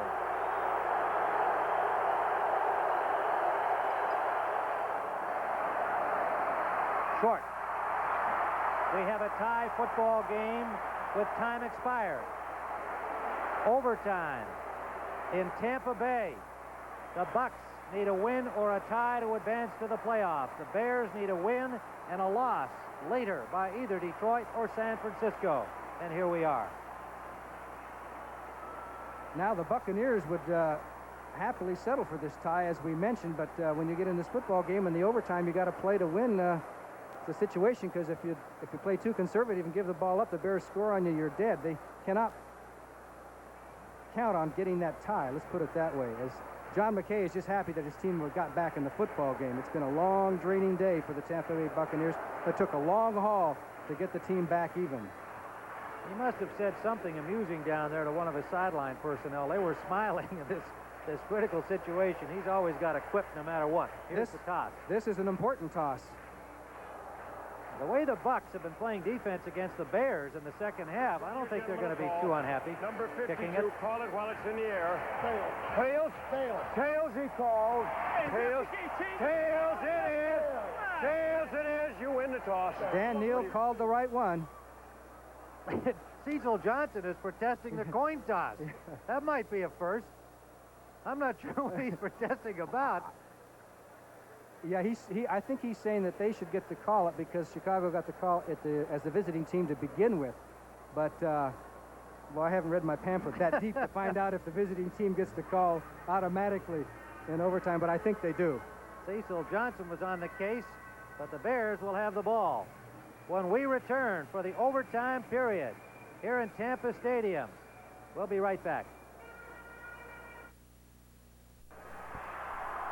Tim Ryan and Johnny Morris back here at Tampa Stadium. According to the Bear record book, in overtime. They have won 4 and lost 4. The Buccaneers, we are told, are 1-0-1. They've had a win and a tie in overtime. So that's how it stands. The Bears will be receiving. The Bucs will kick it off, and the Bucs have shut down the Bears offensively in the second half. Neither team has dazzled offensively throughout the afternoon. If you go back early into the game, the Bears' aggressive defense, some miscues by the Bucs had the Bears in front, 13-0, and then 20-6 at the half. The second half was all Tampa Bay. Our executive producer this afternoon, Terry O'Neill, and here in Tampa, well, not here in Tampa, back in New York watching, no doubt, Charles H. Milton III, senior producer. And our producer on the site, David Dinkins Jr. Our director, Andy Kindle, lives down here in Tampa, didn't have far to make a road trip. Bob Rowe, our associate producer, Stu Meyer, Victor Frank, we thank them and the rest of our staff. Joy Groh, technical director, Jim Budka on audio. And don't anybody get the impression we're leaving. We're sticking around here. Overtime is next, and then doubleheader action. Green Bay at Detroit, L.A. at San Francisco, Atlanta at New Orleans. And if the Bears can pull it out here in overtime, they need a loss by either Detroit and San Francisco, or San Francisco, one or the other, and they would be in.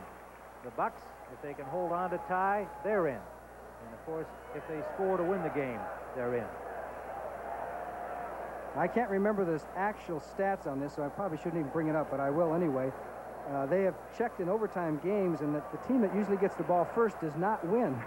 That's been a quirk of fate, because you always think the team that gets the ball first they do have the first shot, but it hasn't worked out that way in the history of overtime games. There's Ricky Watts, had a big day returning the football last week against the Rams on kickoffs. Not doing badly today, and he is the deep man. He's been banged up a little bit, but there he is on the goal line. Can't wait to get the football. We pointed out that the wind was behind Bob Thomas's back before. Now the Bears are going the other direction. The wind is in the favor of Tampa Bay right now. And it's a pretty good to wind. our right in orange. The Bears to our left in white. A high, short kickoff comes down at the 6-yard line. Watts into traffic at the 20 and buried right there. An injured Buck on the field again. Richard Wood made the tackle, and there is a Buck down on the field at about the 18. J.R. Smith. Johnny Ray Smith, number 22, is a first-year defensive back out of Lamar. I think he's a real good prospect, backing up Mike Washington right now on the corner, getting some attention from the training staff. And so we have a timeout here on the field while they attend to Smith, and we'll return to Tampa as the Bears will have the ball when we resume, tied in overtime. Johnny Ray Smith being assisted to the sidelines, and the Bears will start first down from their own 20-yard line. Jim McMahon, the rookie quarterback from BYU, one thing they know for sure about him, he'll be the starter when next season begins, no matter what happens here today. The Giants have defeated Philadelphia 26-24, so the Giants move to 4-5.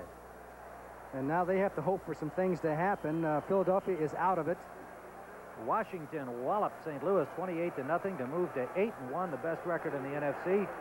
New England goes to the playoffs with a victory over Buffalo 30-19. And Cleveland, despite the loss, will make it. Now, Peyton on first down. Picks up about 4 where Hugh Green meets him, number 53, and flattens him after a gain of 4. 2nd and 6, and another Buck is down on the play. Got caught up in the scramble to stop Peyton. That might be Colsey. I don't want to say for sure, but it looks... Mike Washington, I believe, number 40, 40? the cornerback. Okay. And Cincinnati over Houston 35-27. Cincinnati already in, Houston already out. Miami, look at this, 34-7 over Baltimore in the third period. And again, with the timeout on the field because of the injury to the Bucs player, we'll have our own little timeout and be right back with you, just starting in overtime. Tim Ryan and Johnny Morris back here at Tampa, and watching John McKay on the sidelines, Mike Ditka. The tension with these two coaches about as high as it can get for the season.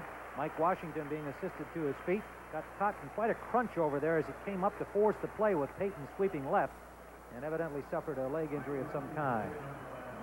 A pickup of a long 4 for Payton. We'll call it 2nd and 6 for the Chicago Bears.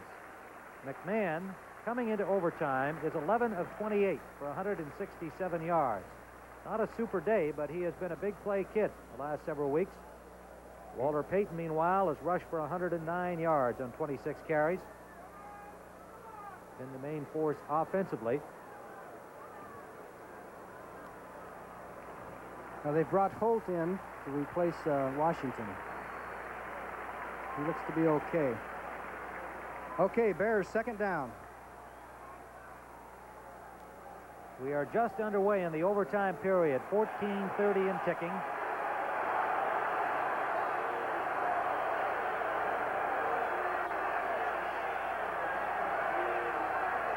Payton the lone setback.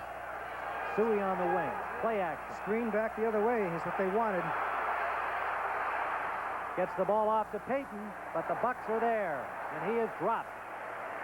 Good pressure by Stalls on McMahon, and Andy Hawkins making the tackle on Walter Payton. That time they were trying to set up a screen back to the left side with McMahon following Payton to the right. It worked so well for Chicago last week against the Rams. That time Tampa Bay smelled it out. Interestingly, I saw the Buccaneers practicing against that on Friday, so it was something that they were looking for, and they were well prepared. 3rd down for the Chicago Bears. They put the lights on here at Tampa Stadium under cloudy skies, and we're now at 4:30 Eastern Time. John Cannon and Thomas Morris come in. Morris as the nickelback with Holt playing for Washington. Cannon the 4th down lineman. Pretty good protection now. He runs out of time. 2 Bucs on him. He gets the ball off. It's nearly intercepted. Intended for Suey. And a dive by Mark Cotney to knock the ball away. It's 4th down, and Tampa will get the football. Tampa Bay trailed 20-6 at halftime. Mark Cotney came up with a nice play. He used to be a starter for the Buccaneers and lost his job to Colsey. He gets in there once in a while. He made the most of it there as Tampa Bay is going to get the ball. 13-16. Remaining in the overtime period. Theo Bell is the deep man. He's at the 40-yard line of the Tampa Bay Buccaneers. Parsons standing at his 11th.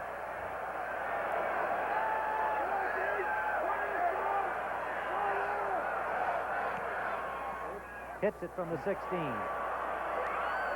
Bell tackled immediately at the 40-yard line by Dennis Gentry, number 29. Pretty good field position. A 36-yard punt by Parsons. Doug Williams brings his battered body onto the field. And the Buccaneer faithful say, let's do it. We did it last week. We're waiting a little longer this time. Into overtime. 1st down from the Buccaneers' 40-yard line. Well, let's see how this affects the strategy of the Bucs. Now, obviously, he's not going to roll out much. There won't be much rollout action or a moving pocket, and they'll have to give him extra special protection. That bad leg. Williams has thrown 49 times today, completing 25. James Wilder, big hole. Wilder. One man can get him. Smith. And he does. Terry Smith pulls him down, but at the 10-yard line.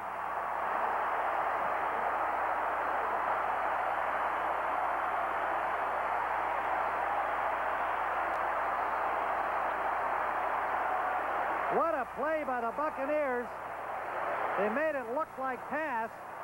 Pitched it to Wilder, who takes it 47 yards. Just a quick pitch and nice blocking on against Muckensturm. And Wilder just takes it on, and it's a foot race. Todd Bell, 25. Terry Schmidt tried to bang the ball loose, but James Wilder shows good speed. Good speed by the fullback. Let's watch Jimmy Giles. He blocks down and takes up 2 men, Hartenstein and Osborne, to enable Wilder to cut back. He prevented the pursuit down the line by the Chicago Bears. Walter Scheid, Schmidt, 44, is the man who makes the tackle, and Fensick is in on it. The Bucs are in field goal position. Let's see how they play it now. The Bucs have called a timeout. They have 1st down at the 12-yard line. We'll be right back The longest run by a Buccaneer this season brings up an interesting choice. Johnny, what do you do here? Well, I might run once, just get it to the middle of the field. I think I'd kick the field goal. I wouldn't worry about take a chance on any kind of fumble. And Williams is just going to take it 3 yards exactly to his left. He heard Johnny Morris, and they made no mistakes at all there. Here comes Capice. Williams ran it laterally, gave up a yard or 2 maybe, but got it right dead center for Bill Capice, who is 3 of 4 today. He accounted for all 6 points in the first half from 27 and 30. He missed one from 38 and then nailed it from 41 to tie the game and send it into overtime. And for the second week in a row, little Bill Capice has got a chance to be the hero.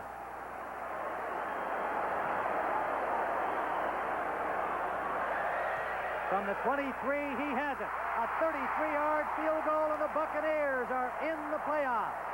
The Tampa Bay Buccaneers are in.